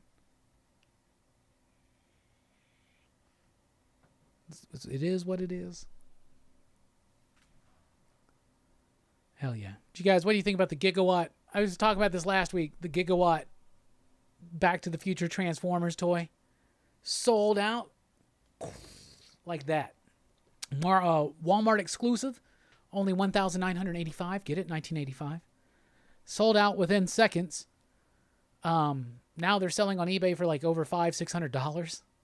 But what's crazy is that in October, they're going to be solicited on Hasbro Pulse. So just wait. Won't be numbered, but we'll still get the badass figure. Besides, if you got a numbered one, you're not going to want to open it. And toys, especially Transformers, are meant to be open. You know what I did not do? I did not grab that Chris Claremont book that I wrote down right there. God Loves Man Kills. I was going to show my signature off. Damn. It's just literally right down there.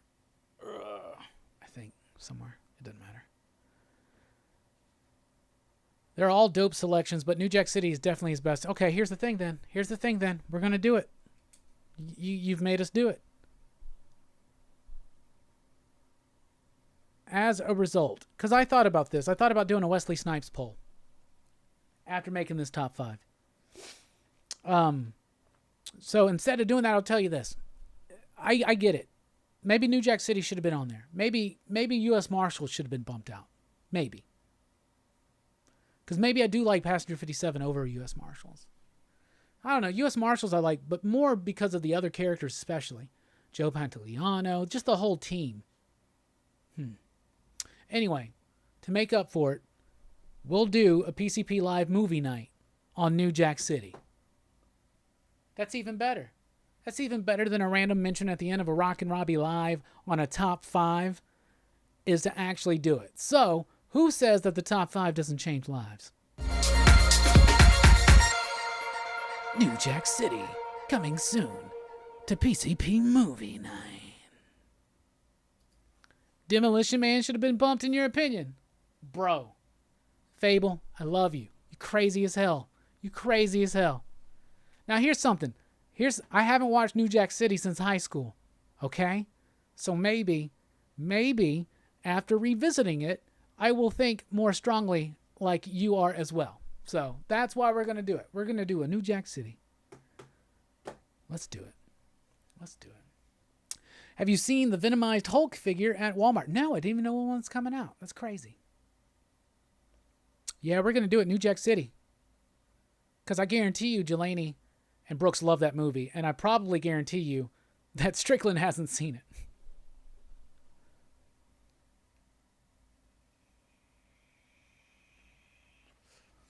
All right, we're doing it. This is one that we don't even need a poll for. We're doing New Jack City.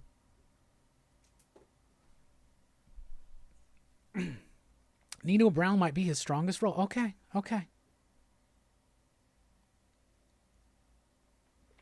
All right, we're going to do it. Oh, the city. The soundtrack's great. Yeah, we'll do it. Snipes' best work is Sugar Hill, in my opinion, says Unstoppable Cock Blocker. Demolition Man's top 10. Man, it's top 5 for me, dude. Now, here's the thing. We do favorites, not best. It's not a top 5 best list. It's a top 5 favorite list.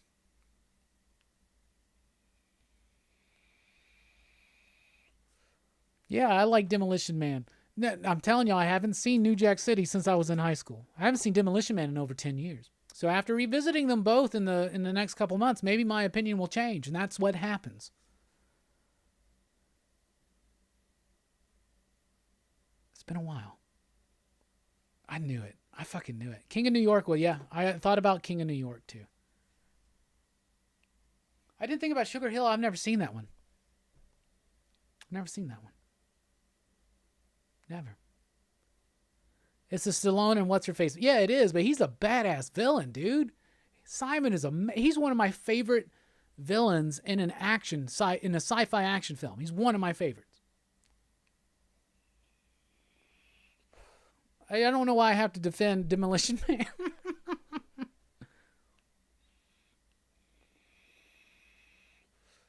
The Fugitive is way better than U.S. Marshals. 100%.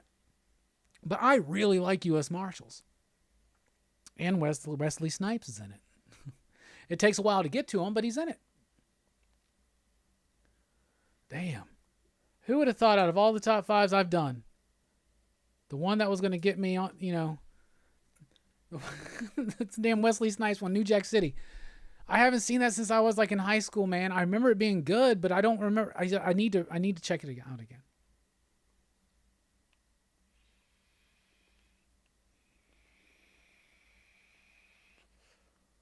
Top 10 Patrick Swayze movies? I don't know if I have 10. I mean, I'd have to pick shit like Donnie Darko to put in on that one. I could do a top 5 Bill Paxton. That's a good one to do. Maybe I'll do that one next time. Let me not just write Bill Paxton. Because then I'll be like, what? Bill Paxton what?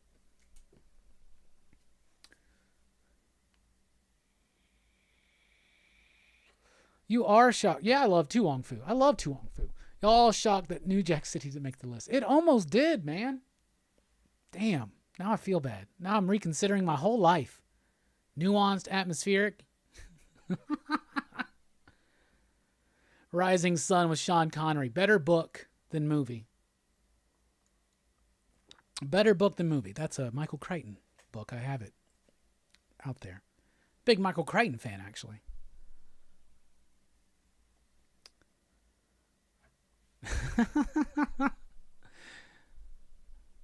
Best mob movies. Goodfellas gets my vote. We should do a mob.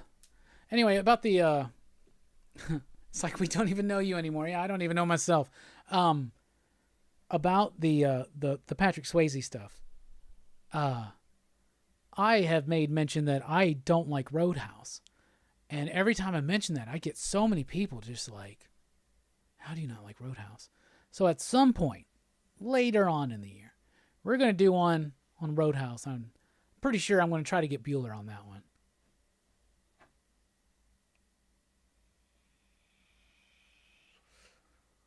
Yeah, I know. Don't like Roadhouse. And I bet I'd probably like it on a rewatch, though.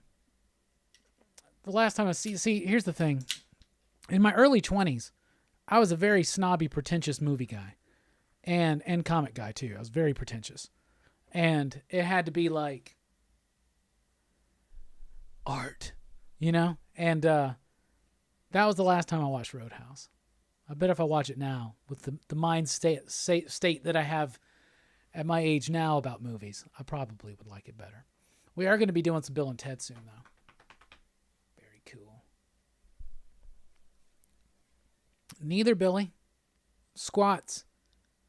Squats when I drop my Twinkie cereal boxes.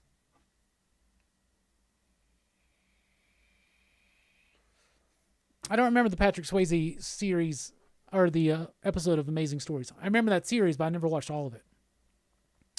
New Jack is dope, but it's got nothing on Blade. I will die on that hill. I don't think no rewatch is going to make me think separate on that. I'm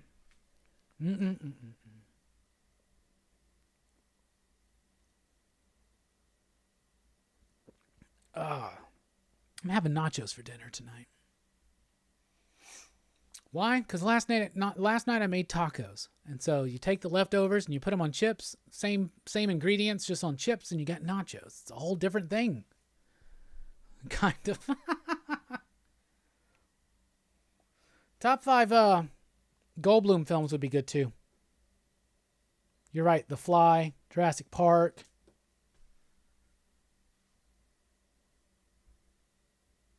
Transylvania 65000. Anybody? Point Break is 100% action fest. It is. It is. It would be on my top 10 Swayze movies. Like, it would be like, what top 10 Swayze movies? Donnie Darko. It's not a Swayze movie, but he's in it. So Donnie Darko, let's see. Yeah, Point Break. Ghost. I don't really like Dirty Dancing. I'm blanking. Y'all help me out. Patrick Swayze movies? I don't know. That skit he did with Chris Farley as a Chippendale on SNL. Can I pick that one? I remember Next to Kin. That was one my stepdad loved back in the day. I haven't seen it in a long time.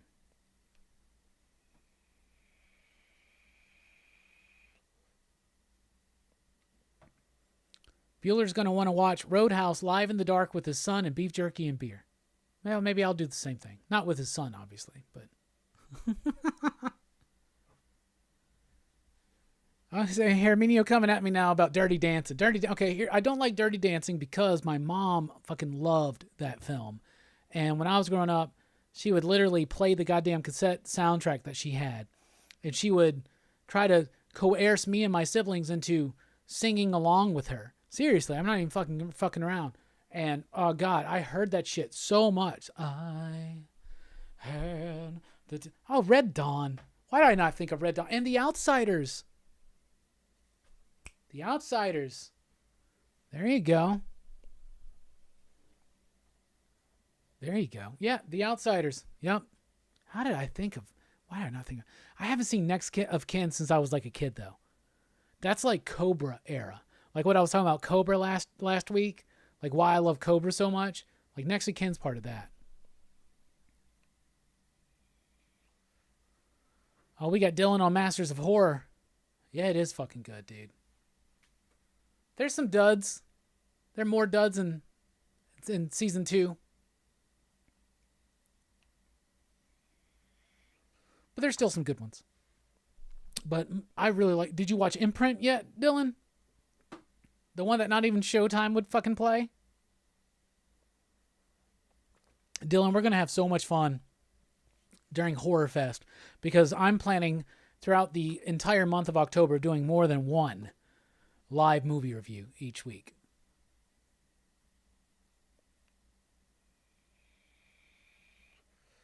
Snipes was going to play Black Panther in the 90s, but it fell through. It's one of the reasons why he did the Blade thing. Imprint is the one everyone wants. I used to have the box set in the Mausoleum, and then the second season was in the Skull, but I sold them when they started coming worth money. Top 5 Stephen King films is something we're actually going to do a Stephen King podcast soon. Hopefully we're going to start podcasting soon. Need to make some room for that. Need to get that set up. But for Halloween, we had planned on doing 2000s horror, and we planned on doing a Stephen King podcast. Top 5 Liam Neeson movies.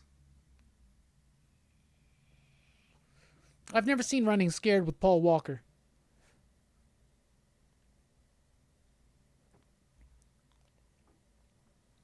Oh, is there a Dirty Dancing remake? Or am I misremembering that? Is there a Dirty Dancing remake? Dylan, I think it does. It came with the box set that I had, at least in print. They released it on DVD, but they didn't release it, they didn't air it on Showtime. I'm right there with y'all with Red Dawn. I'm even on The Outsiders. I think that's a good movie. I think Ghost is okay. Footloose has a remake. They didn't remake Dirty Dancing. That'd be completely different now. Maybe we'll do a fucking Swayze week or some shit. I don't know. Oh, Darkman's great. We did a review of Darkman not too long ago. It won a poll. It won our 90s pulp hero, action hero poll. Beats Bond. Yeah, Imprint was messed up. Have you ever... Dylan, I can't remember what you said, but have you ever seen Audition or Itchy the Killer? I'm drunk and I feel like your Hellboy figure is watching me. He wants my beer. Tell him to stop it. Yeah, he likes some beer. This is an ice pop. It's like an exclusive. I don't remember if it's a PX exclusive or whatever, but it's got a little Cthulhu and he's got the tuxedo on. He's got the crown. I really like that Hellboy pop. I like him. It's cool. He barely wants to stay there, but yeah, there he is. Roadhouse is just the... Oh, we're going to do it soon. Dirty Dancing Havana Nights. That's what it was. They did like another one. Yeah, I remember that now. Carla, I don't know. I haven't seen the Just League Dark movie. I fell way behind on that. We were actually going through all of the DC animated films for a point with our movie reviews. And then we stopped. When we were doing Movie Monday, we were trying to do one every single week. And it was hard for me to keep up with it. I want to do a movie review every single week, right? But it was hard for me to keep up with it in the midst of everything else. I want to do a video a day. but I cannot carve out the time, it seems. I got too much going on. And I try. But what we do basically almost weekly. We do 2 videos on Sunday. Usually Monday's a kind of a crapshoot. There's no video tomorrow, but sometimes there'll be a video on a Monday. There's always a video on Tuesday night with the weekly comic book review. Wednesday is still the weekly comic book review, right? And then Thursday is usually a crapshoot, but sometimes we do the live stream. So with live streams, we're able to actually add a little bit more content than we could just doing edited videos. So that's cool. We will eventually get back to edited movie reviews as well, but we're going to find a different format or something because we are really liking the live format right now. Unstoppable, that's going to be a Patreon exclusive.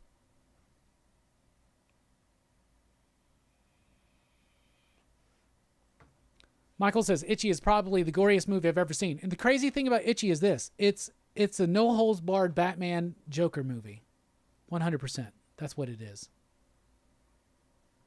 Dylan says, I have not auditioned. I feel like I've seen, but what is Audition to Itchy the Killer? Oh, dude, just watch them. Just watch them. The moment in Itchy the Killer where the bag jump scares the shit out of me every fucking time, by the way.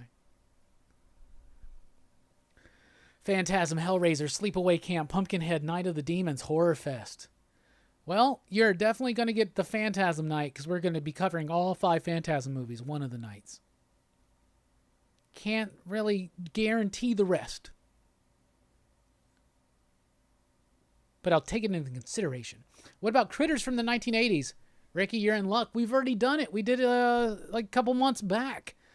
So after this wraps up, if you got some time or any time in the future, maybe just check it out. Type in Pop Culture Philosophers Critters, and you'll find it. We did a live movie review of Critters. It was super fun revisiting that film, and I'd like to do part 2.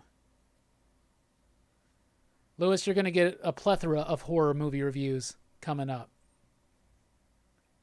Seriously, Horror Fest for us is September and October. That's 2 full months of horror movie coverage.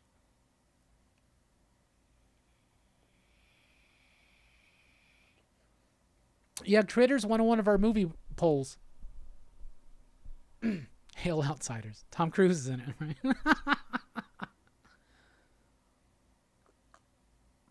Tremors, yeah. We can finally get Justin on one if we do Tremors. He'd have to go down to Drew's basement, though, to get some good internet.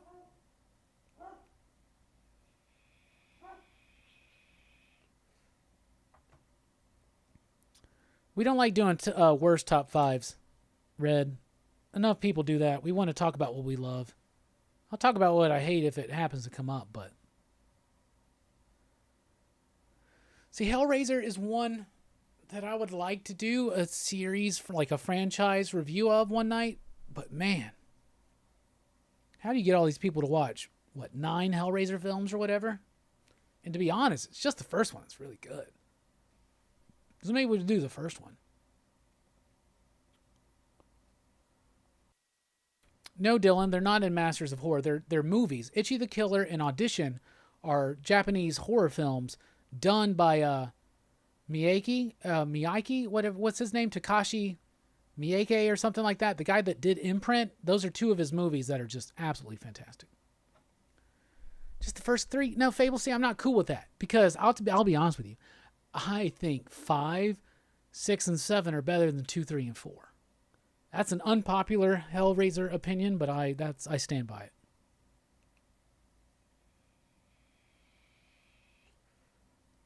You know, we couldn't get out of here tonight without another one of these, but Hamburger Basket, thank you so much for the super chat.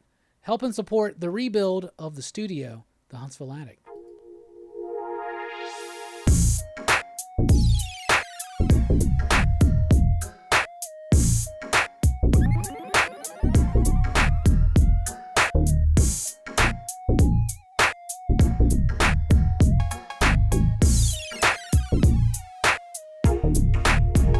Yo, you like horror movies? Well, so do we. We like to sit out and get creepy. You know what we do. You know what we say.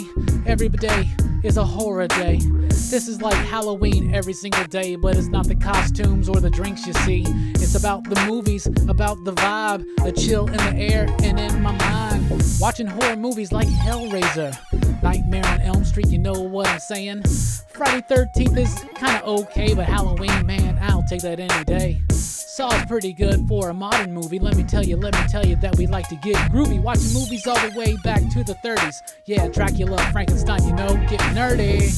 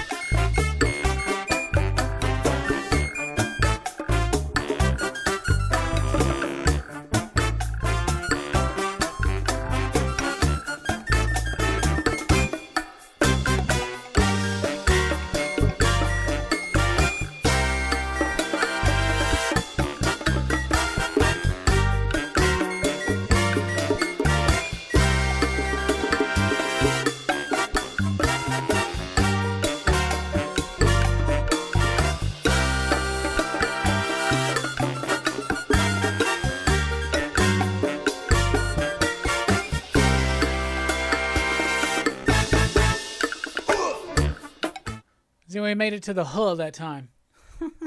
I like, Herminio, I like your huh. Justice League Apocalypse is disturbing. I need to check it out. I need to get caught up on all those. Maybe we'll get to some. It's just doing one a week, man, and then we're going to be covering the new ones, but maybe we'll do the new ones in a different way. It's all still up in the air, but the weekly live review is still going to happen. We don't plan on stopping that. We may take a week off here and there, but we're ready. We're loving it. We're loving it. Let's see. Back up a little bit. Snipes should just play Blade in any upcoming MCU. I'm happy with Ali. Was it Mahershala Ali? I'm happy with that. What you feel about the original Pet Sematary? That movie still creeps me out. I love all the Zelda scenes. That movie still creeps me out as well. I love it. Haven't seen the remake, but I love the original. Fantastic film. Second one, not so much.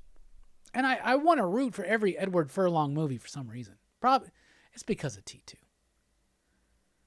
First three Hellraisers are worth watching. Dylan, if you think that the first three are worth watching, meaning 2 and 3, then I would say 5, 6, and 7 are worth watching. I actually like the entire franchise. I just think 2 and 3 are weak. Maybe it'll be different. Yeah, I always come up with different thoughts and opinions every rewatch, every reread. That's why one-time viewers, I just don't get it, because your initial reaction is not. You're a different you every time you watch something again or read something again. You know what I'm saying? You pick up on different things and it can be a different experience. Tom Cruise 1983 movie, Losing It. Anyone remember that one? It's not ringing a bell, Red Rick. See, when y'all tell me that it's a dope freestyle, I just think y'all are blowing smoke up my ass. Y'all don't have to like seriously. We're family. We're PCP Army. We're family. Like, you ain't gotta. I know that was bad. I hold my rap skills to a higher standard. Met Reggie Bannister, Phantasm guy, very nice. Oh man, I wanted to meet him. I wanted to meet Angus Scrimm.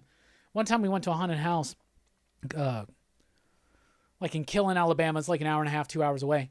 And every year on Halloween, like in October, they have a different horror guest every week, and they had like. One year in particular, they had a really good lineup, but they always have a good lineup. But they had a really good lineup one year. They had Elvira, they had Angus Scrimm, and then they had Bill Moseley. And my homies were all into Devil's Rejects and all that shit, so they wanted to go see Bill Moseley. So we went and saw that. But none of my homies had ever seen Phantasm, man. This will be the first year, though, that I'm watching Phantasm 5, so I'm excited. Though I've heard it's not, yeah. And I have, but if I have to, it's got to be better than Phantasm 3, right? But I do. A friend of mine gave me a thing one time. It's I don't remember if it's signed. I don't think it's signed by Reggie. It's signed by the dude who's the main guy in Phantasm, the guy that played the song with him. So anyway, the song that Reggie and the dude come up with, I can't even remember the character's name. It's the brother, the older brother, that has the badass car. But the song that they play, at the end, he's like, "We hot as love." I fucking love that song, right? That little. So I got this thing my friend gave me, and it's a music sheet, and the guy hand wrote the notes to that little jam in there, and then signed it, and that's pretty dope.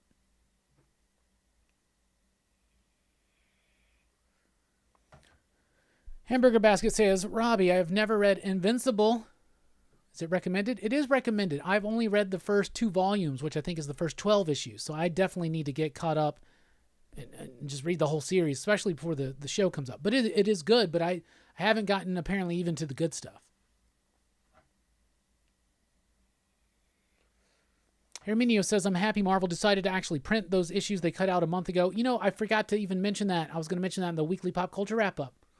But I know that I don't know about any others, but I know that the Hawkman, or the Hawkeye, my bad, the Hawkeye last 2 issues are being printed, and that's cool. Oh, the 80s movie The Gate's great.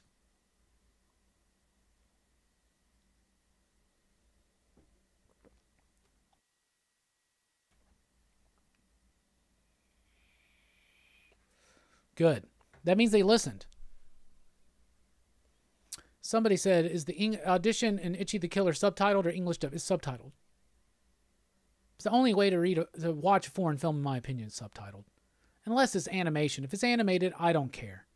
Honestly, I'm not a purist like that. But if it's live action, like, I want to catch the actual delivery from, you know what I'm saying? Like the inflection is very important, I think, in film.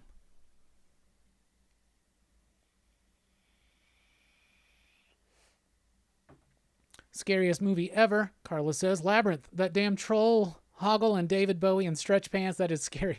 Yes, it is. Yeah, David Bowie scared the hell out of me when I was a kid. So did Michael Jackson. Phantasm 1 and 2 are my favorites as well. I have a thing about 4. I do like 4. It's surreal. 4 is surreal. 4 is like, watching 4, Phantasm 4 is like a fucking dream, man. What is it, Into Oblivion? It's like a fucking dream. Dude, it's like literally like a dream. It's like Suspiria in that effect. But 1 and 2 are good. 2 is I wish they would have had the other kid, the kid from 1 and 4 in 2, but whatever. I do think 2's good because it really does explain a lot. Maybe Phantasm is a little too subtle for its own good sometimes.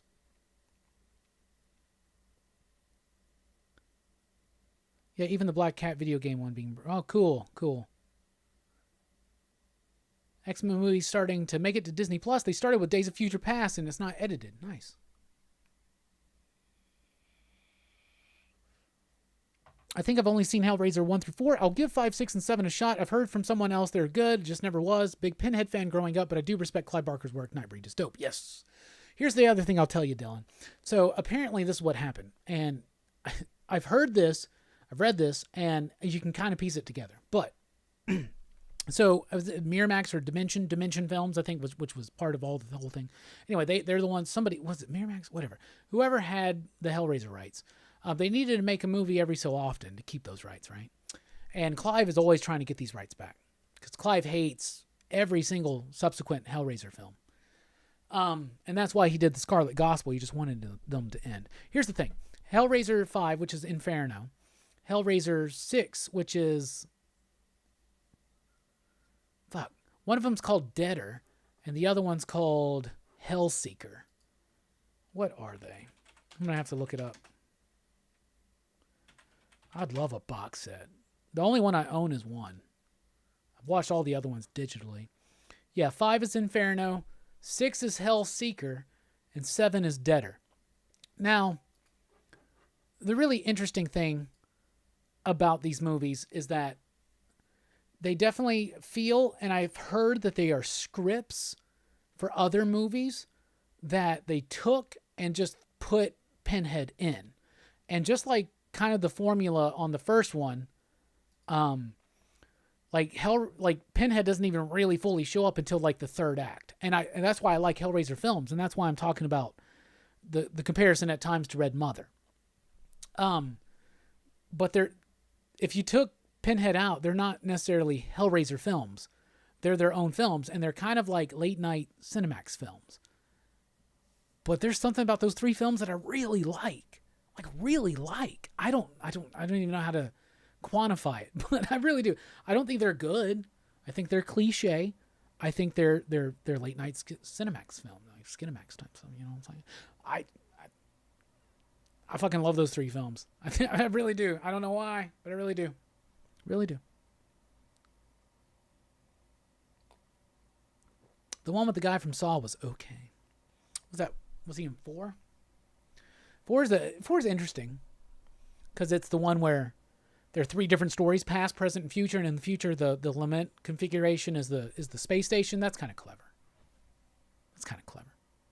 Do you see a solo Pinhead movie in the future? Yeah, at some point, Carla. They already have a different Pinhead. I haven't watched the last 2 Hellraiser films that have him, so I haven't watched those. So I can't speak anything about him. I know Edward Furlong's in one of them, though.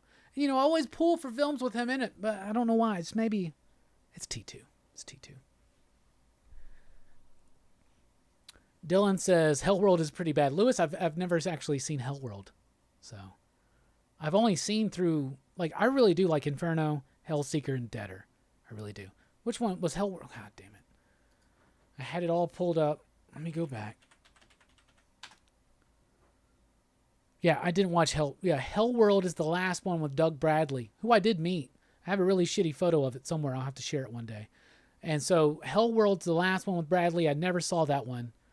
It was a few years ago. I did a rewatch of all of them, but that's as far as I made it. Before Halloween, and then you just kind of, forget. Then there's Revelations and Judgment. Judgment came out like 2 years ago. And I don't know. My one friend says that they're pretty good, but a lot of people say they're not. But a lot of people say 5, 6, and 7 aren't good, and I like them. Nightbreed is also good, needs a revisit. I've never seen the director's cut. Hey, Bob's here from Everything Comics, everybody. A drink for Bob. We've had 3/4 of the Portland Comics crew here tonight, everybody. Bueller, Damien, and Bob. You can catch Bob tomorrow morning at 5 a.m. Pacific time for the new Coffee and Comic Show featuring Rockin Robbie's Pick of the Week. Their first 5, final 5, which I think they got that idea from my first 6 and final 9. But no, a great show, my favorite morning show, period, whether it's YouTube or anywhere else on the internet or on television. I love the show. It's great, and I'm very, very excited for this week.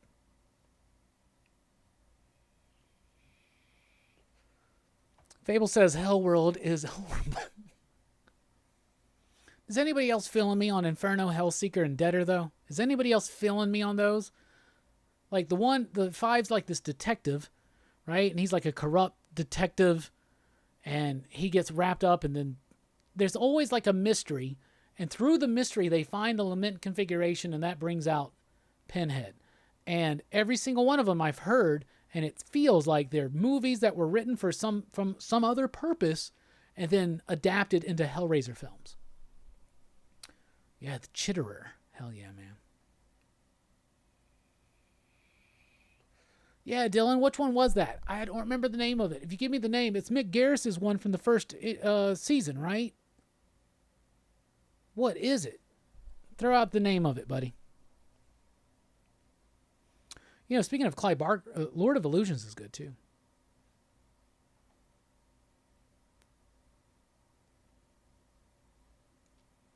Oh, damn, threw out your back this weekend. I hate to hear that, Bob. Besides Pinhead, who's your favorite Cenobite? Oh, that's why, yeah, Chitterer. I probably might say Chitterer. I really like the CD dude from part 3 for some fucking reason. It's so dated. because of the CD dude and the video camera dude. I really like that. Hey, Richard, what's up, my man? Is there a new Hellraiser series? I haven't heard anything about a new comic book series. That would be great and dope if there were, because some of those Marvel Epic series from back in the day, which I read on Comixology Unlimited, I don't know if they're still available on there, but those are really good. Some of the IDW stuff was interesting, but there are 2 new movies, but I have not seen them. But thank you so much for the super chat, my man.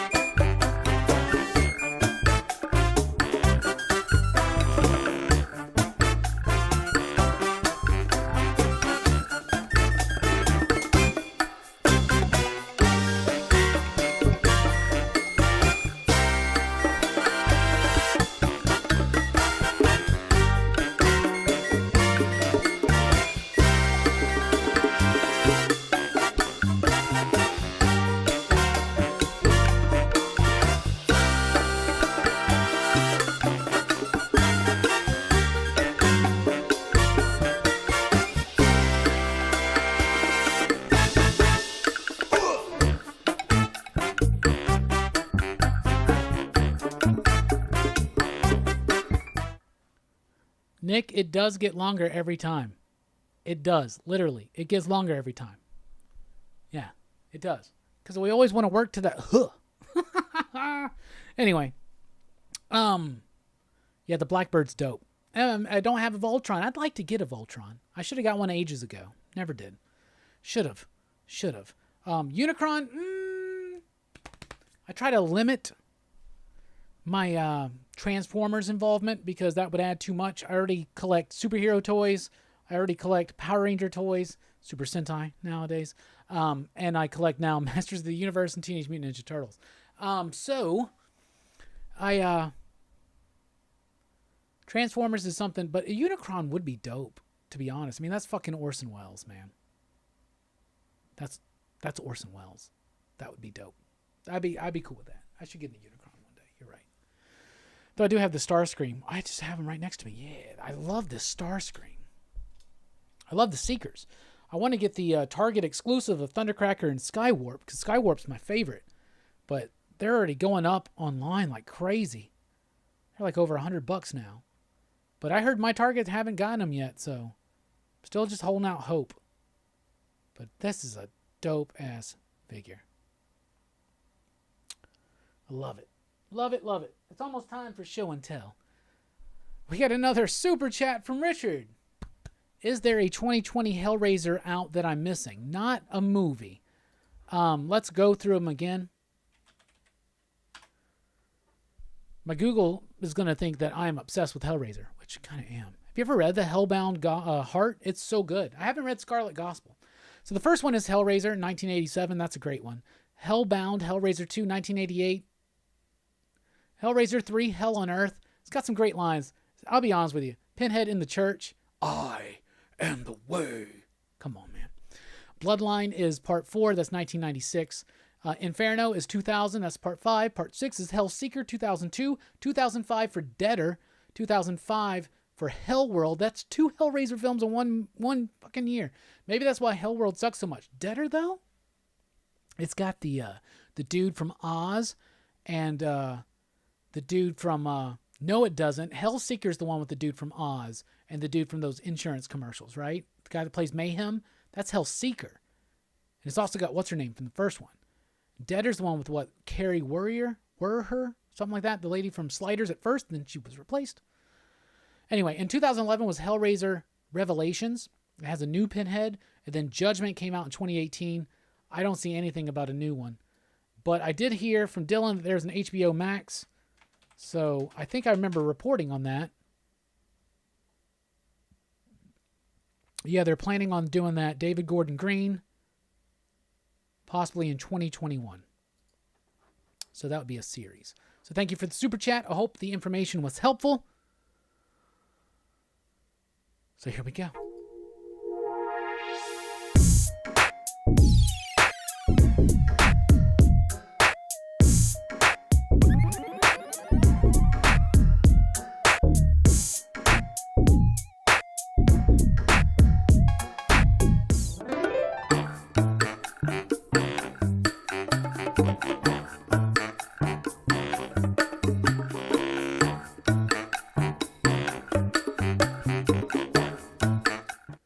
All right, that time it got shorter. It did. It did. Because I smelled the nachos. I haven't started them yet, but I can just smell the idea of nachos. Anyway, and you know we like to do the post-credits around here nowadays. Yeah, David Gordon Green is the director of the 2018 Halloween film and the next 2. Skywarp is the purple and black Transformer jet. You're right, Louie. Sleepy Reader says, I love Clive Barker's short fiction. I have only really read... and by the way, Heckle's Tale is the Mick Garris, Clive Barker collaboration on Masters of Horror. I remember that one, Dylan. That one's pretty good. I liked that one. That was season 2, I think, right? Yeah. Chocolate was the one Mick Garris did in season 1, which was Elliot from E.T. That's an interesting one. But yeah, Skywarp was the purple and black one. That's my favorite. I just love that color combination. Literally the same toy. But I've never read hardly any other Clive Barker. I asked my buddy Carl, who's a writer and a big novel fan, and he's a big Clive Barker fan. I asked him what his best work was. He said Magica. So I got this, I bought it, and I've never read it. This is fucking paperback. It's like this fucking thick, dude. It's like fucking huge. It's like a little paperback, and it's like thick as hell. But I'm about to start the last book of the Dark Tower. I recommend all of Barker's books of blood. Right now, I'm going to write that down. Because I feel like we share some taste, Damien. I'm going to look at my note. Books of Blood, Bob Barker?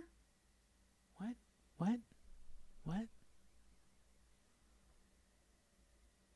Valerie on the Stairs is season 2. That is also a Clive Barker short. Yeah, I remember that one. That one's good.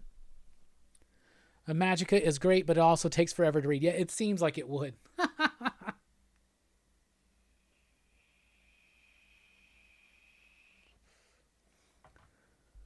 All right, Unstoppable. Let's see. Working on an idea for a comic. It's touched by an angel meets Law and Order SVU. In my story, victims claim that they were funneled by holy messengers, and it's up to our atheist detective to crack it. There probably would be a market for that, Unstoppable, but I bet it would be light, and you'd probably have to deal with, as Graham Hancock would say, some controversy. They did try to do Clive Barker Marvel Universe stuff. I need to get a hold of all of those. They can't be too expensive. I just have to do some scouring in dollar bins, but I should probably get a hold of those, and we should probably do like a comics revisited on them. Aberrat. I got a whole mess of... Here's the thing. I write down all these notes, and I don't necessarily always go back and look at them. But then sometimes I do, and I'm like, what the hell? Oh, yeah, I need to check that out. So thank you, guys. I need to have, just like Steve Rogers in the MCU, I need to have like a list of just things I need to check out. It's a long-ass list, I bet, though.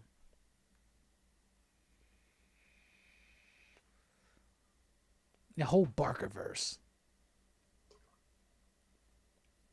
Hell yeah. Well, we just hit 3 hours pretty much. The Boom books from about Hellraiser are okay. If you really want to read some Hellraiser, though, try to see if you can get the Boom reprints they did of the, I think they're like the Hellraiser Masterpiece Edition or whatever. They reprint the Marvel stuff from Epic. It's pretty dope. Pretty dope. Orson Welles' best role, Fable. Come on, man. Charles Foster Kane. Charles Foster Kane is that man's. Come on, man. Yeah, I have the Lament configuration Fable. I have one that's I want to get a really complex one. And you can even find some that actually do the movements, but they don't do all the movements. Some of them will do certain movements, but there's no way to actually make one that can do all those movements. But I have a Rubik's Cube one, which I've never moved because I don't want to fuck it up, but I have a Rubik's Cube version of it, which is pretty dope.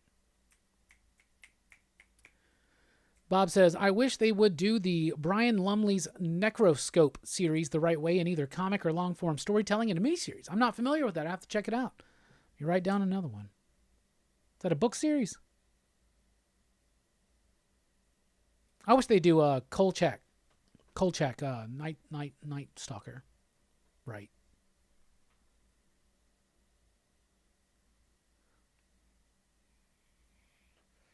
Billy, don't be telling people about the subliminal messages in the Joker video. No, I'm just kidding. There's no subliminal messages in the Joker video. It's in the Pyramid video. I have an issue 1 of that Boom series signed by Doug Bradley. And I have a picture of him signed. And I got a picture with him. No, David, if it's a video game after 1995, I've never played it. To me, I got this because it's just the cowboy riding in the sunset. Very typical Western movie trope, which I absolutely love. Westerns. We should have a Western Fest. Western Fest on PCP Movie Night. All right, y'all. It's about time for show and tell.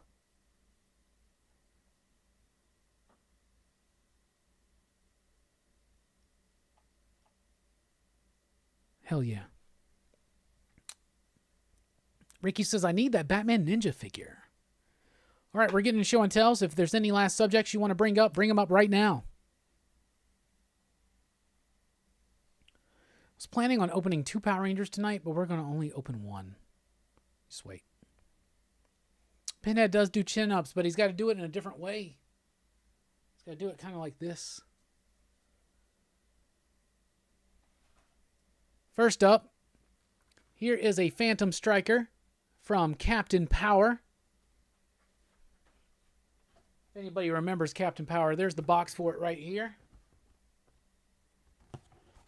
Captain Power was this pretty badass toy line I had when I was a kid. There was a TV show. You could get VHSs. You could watch it on TV, and you could play with the TV. You see that right there?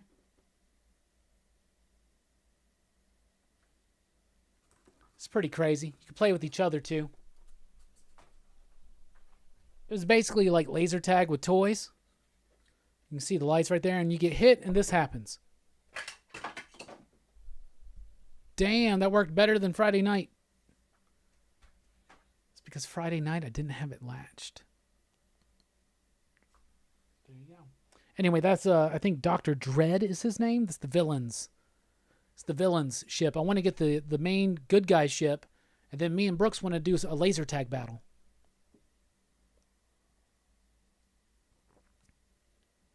Hell yeah, right? All right, what else? Before we do an opening, I finally got some things. First of all, you already know that I had this. Found this one at a Walmart. But I got to give a big shout out to my buddy Chris, who hooked me up. So now I have in my possession the Slimer. These are the re-releases of the Kenner Ghostbusters figures. This one has the Who You Gonna Call. These will be opened. But I will be opening them on their own video, not tonight. But I am opening them. There's my Ray. Pretty much I compared them to some originals, and I'm going to compare them more fully in the video I'm going to film for these. But they're very close to the originals. So that was Ray. Here's Winston.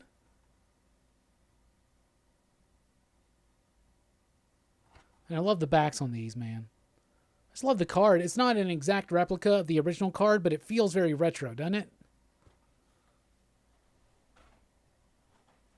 Egon. R.I.P. Harold Ramis. Loved the real Ghostbusters cartoon. Yeah, Fable, I'm going to open them up, but I'm going to make my own video for that. And there's Peter. There's Peter. So I got those Ghostbuster figures, and I'm very, very fucking excited about that. Hey, Jim Mint's in the house. What's up, my man? Caught a little bit of his live stream earlier today with Fee. Always a great channel. Jim Mint always does great, fantastic content. Make sure you check him out. I guarantee you he's dropping a video tomorrow morning at 11 p.m.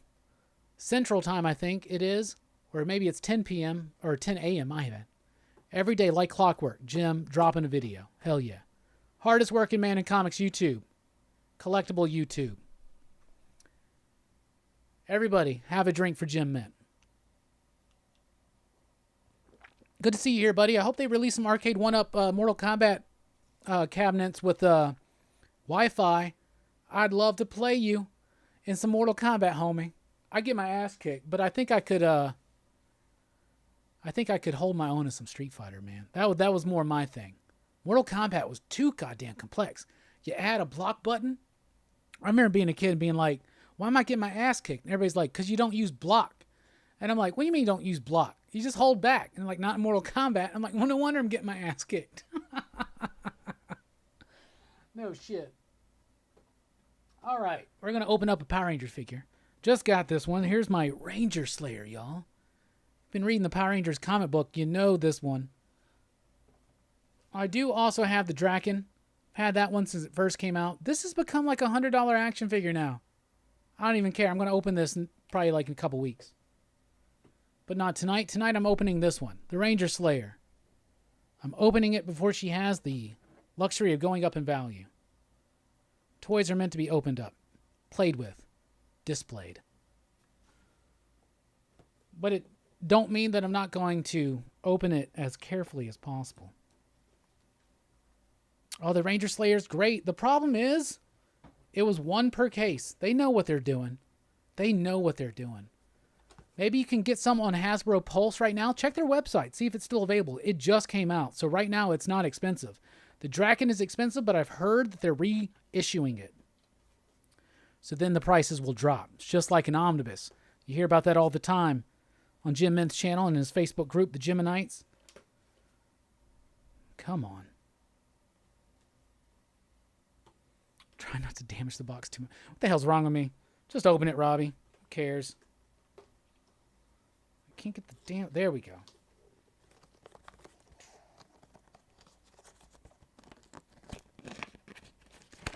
The Ranger Slayer is such a brilliant design. I love Lord Draken. But her design... Ow. But her design...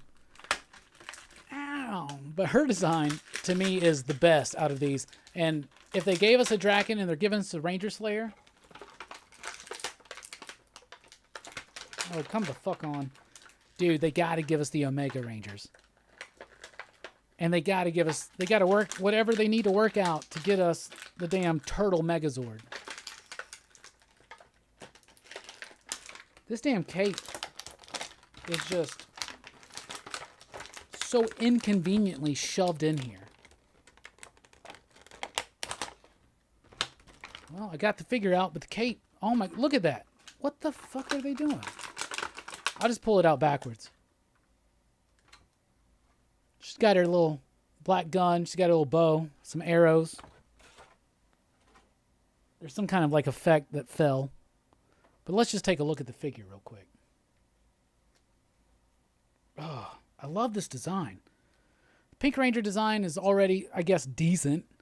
But when you add the black like that and the highlights of the pink, Y'all, what a fire-ass figure. This is the best woman figure they've done in this line so far. It may be the best figure they've done. This looks amazing. Focus, goddammit.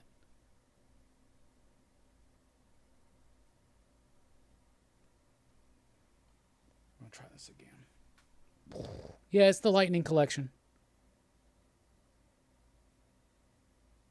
Really? You were working fine earlier. What the hell's wrong with you? There we go. Look at that. You know, you get her posed right with the bow. She looks good, man. That's a great design. Ugh, love it. It's dope as hell. We'll open up Draken next time. Ranger Slayer is getting her own series. She has a free comic book day issue dropping this Wednesday, Dylan.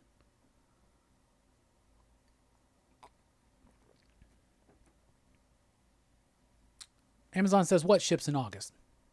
The Draken or the Ranger Slayer? Ranger Slayer should be available now. Unless they've sold out. It just dropped in the next wave. I still got to get the other three. It's Zeo Gold, so that's going to be dope. Time Force Red. And Mighty Morphin Blue, I believe. Right? Yeah, I don't have a blue up there. Ranger Slayer. Okay. Well, I mean, at least you'll get it, but you can find them now. Did you check the Hasbro site? Maybe they sold out and they're reprinting it. I've also heard they're reprinting the Draken. Which, right there. Evil Tommy Oliver.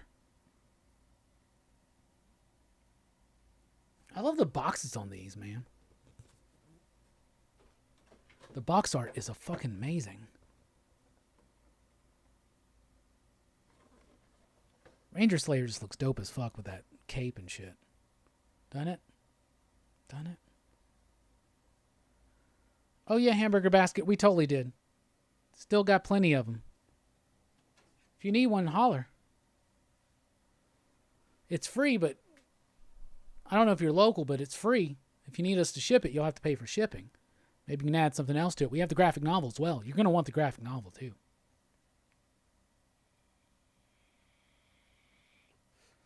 You know, I don't know if you're into the other Lightning Collections Fable, but Hasbro Pulse is about to release their Psycho Green Ranger. So that's cool. That makes 3 characters that Hasbro has done for the Lightning Collection that are from the comic book series. Psycho Green, Ranger Slayer, and Draken, because I'm pretty sure Psycho Green didn't happen until that Psychopath graphic novel. So that's pretty dope. That means I really feel like we're going to get the Omega Rangers. Like the ones from the comic book now, from Necessary Evil.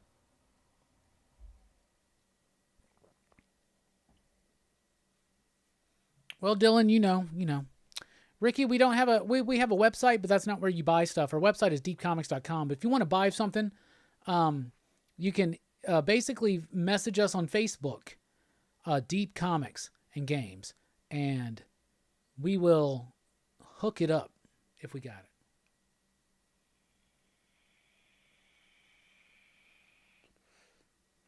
The Ectotron's so dope.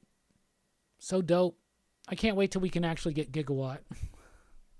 Yeah, Fable, go ahead and jump on it now when you can. Even if it says Pulse had Ranger Slayer yesterday, it says. That's what Mike says. Mike keeps up with that for real. My Green Psycho should be coming in soon. The thing that pisses me off is that they're doing a Psycho Ranger Amazon exclusive box set. I already have red and blue, but I guess I'll have to double dip. A local comic shop clerk looked at me confused. He said, "We are not celebrating Free Comic Book Day. It was the week firepower." Oh, that sucks. Yeah, we have them. We're getting them. I mean, it sucks we're not going to get to have a Free Comic Book Day, but no reason not to let people have these free comics. You know? Yeah, Fable, there you go. I figured, if you can't find a Hasbro figure, unless it's an exclusive, like Gigawatt, you can't get that right now. But I heard that it's October is when it releases on Hasbro. Fable, it would probably be beneficial to join up too. Just get your email in there and everything, and you get emails from them when they're releasing new stuff, and you know exactly when you get the first word on when something's popping out.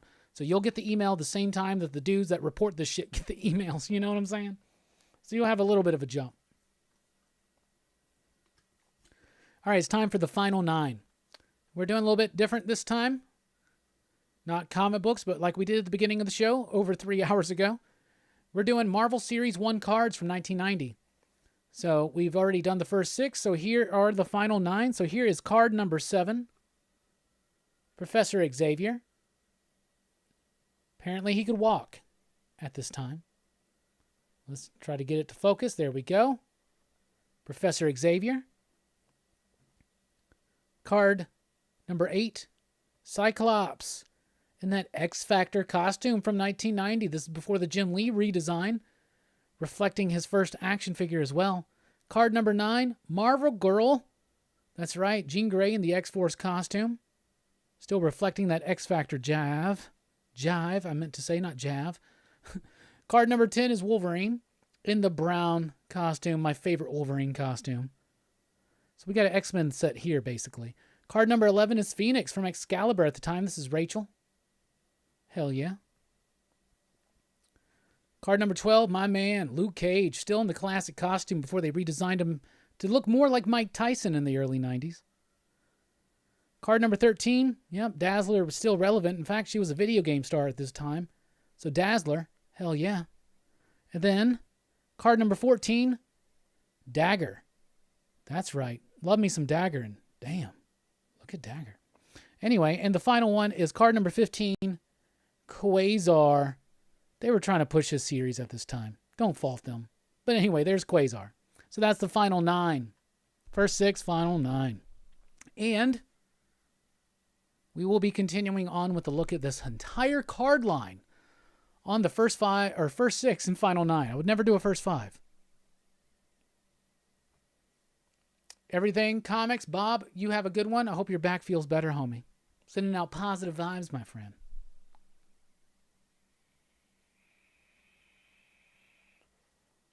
Sometimes I feel like there are a lot of comic shops out there that don't fucking pay attention. It kind of pisses me off. If you guys ever miss out on something, you just holler at me.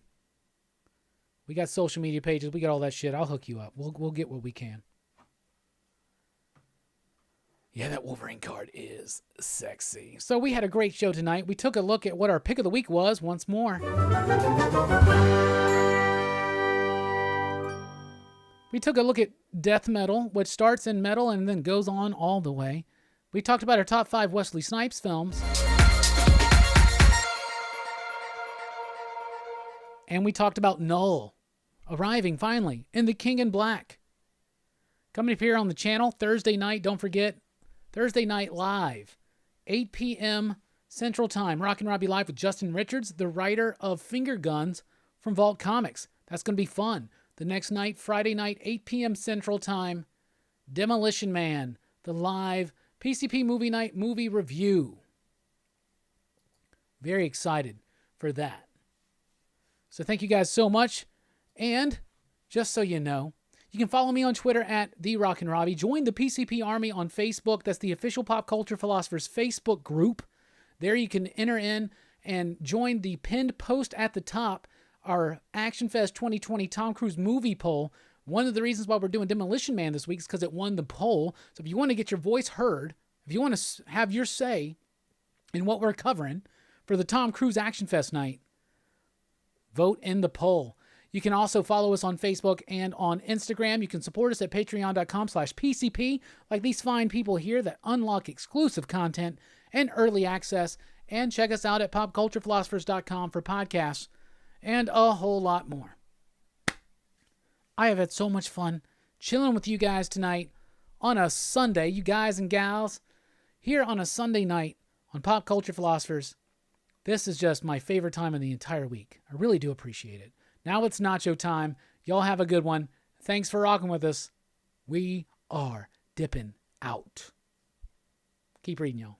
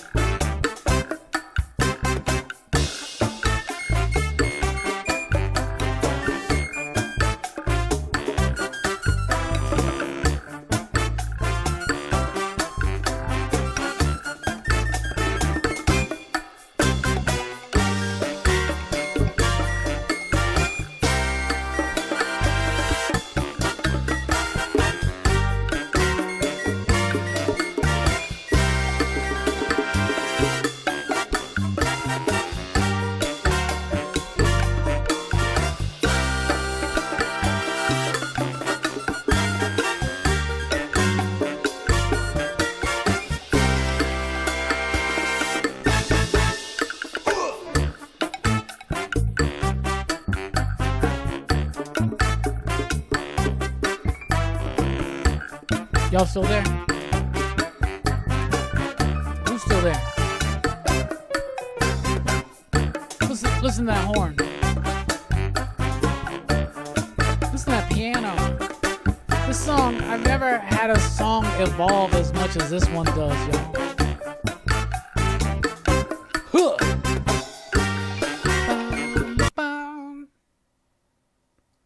Damn, that was the end of the video. I never made it that far. Billy, we will totally do a weekly pull list, just like Herminio said. Hit us up on Facebook. Thor number 5, inflated hype. Wait till it dies down a little bit. People are going to be hyping the second and third printings as well. Just chill out. But get the trade. I don't know. It's crazy. But Billy, if you're asking if we have it, we don't have any more Thor number 5s. That one kind of got hyped up, right? But one more thing. These bullshit placeholder events that Marvel does just piss me off. And Hellraiser 5, 6, and 7 are better than Hellraiser 2, 3, and 4. Huh. It is what it is. We have fun.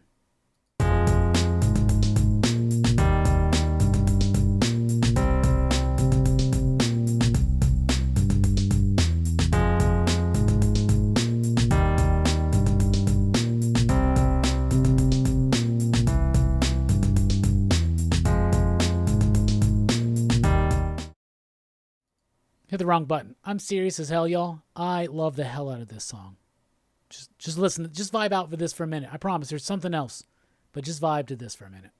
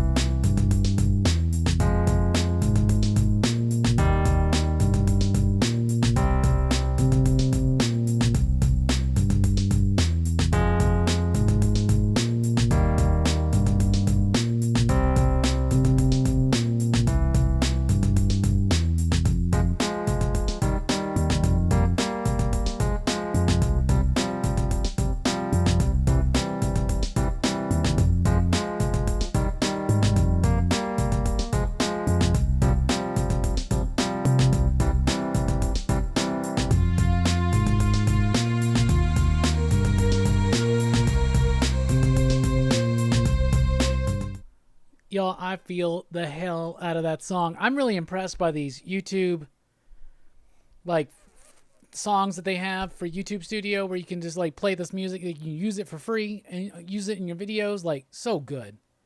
So good. Like, me and Strickland want to take some of these and actually write some lyrics to them. And we're going to do it. We're going to start off with the, you know, the one, the West Coast one, the Slime Pit video. I call it a Slime Pit song, but you know what I'm talking about. And I think if we just put it on YouTube, I think we're fine. We obviously can't sell any singles. You can't download it or nothing, but we can put it on YouTube. Real quick, though, I mentioned, these Master of the Universe stuff, so I want to show off some of these mini comics. Eye of the Storm.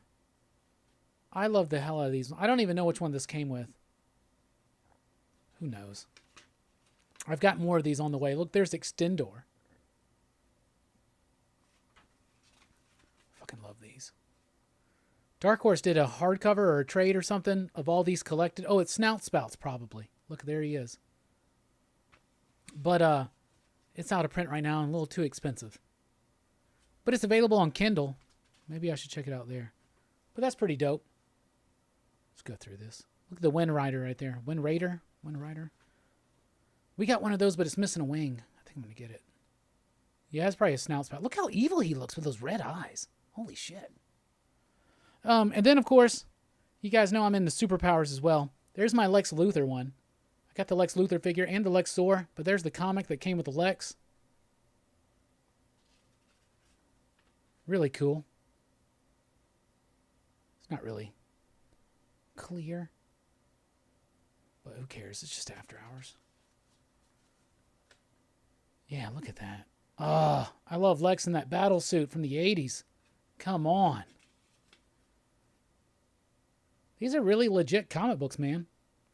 And for the format, they read really well. They're only like 2 to 3 panels a page.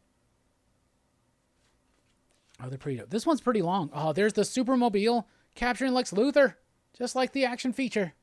What the hell? There's a little ad on the back right there to subscribe to DC. You can subscribe to Action, Legion, JLA, Detective, Superman, and Batman and the Outsiders. $6 for a year subscription. $17 for 3, and all 6 of them for $32. Could you imagine today if you could subscribe to 6 comic books for an entire year for $32? Bruh, I'd get that one too. I also really like this song and this little meme that I put on here, but this is we are out now. I'm enough rambling. I got to go make some nachos. I'm hungry. Y'all have a good one. Thanks for rocking with us. Keep rocking, y'all.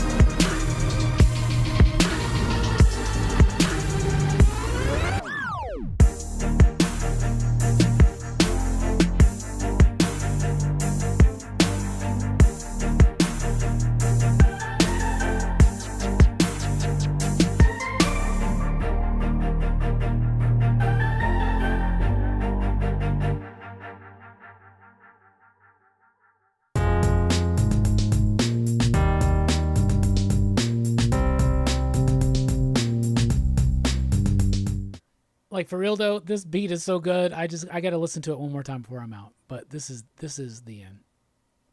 This is the end, my friend.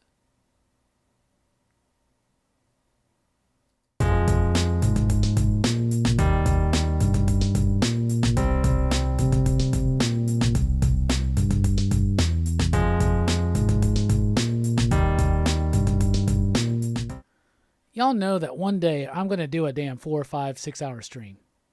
We can do it. PCP Army can do it. 6-night marathon. We're 6 hour long marathon. We're going to do it one day. Yeah, we're going to do it one day. All right, for real though, we're out this time, for real.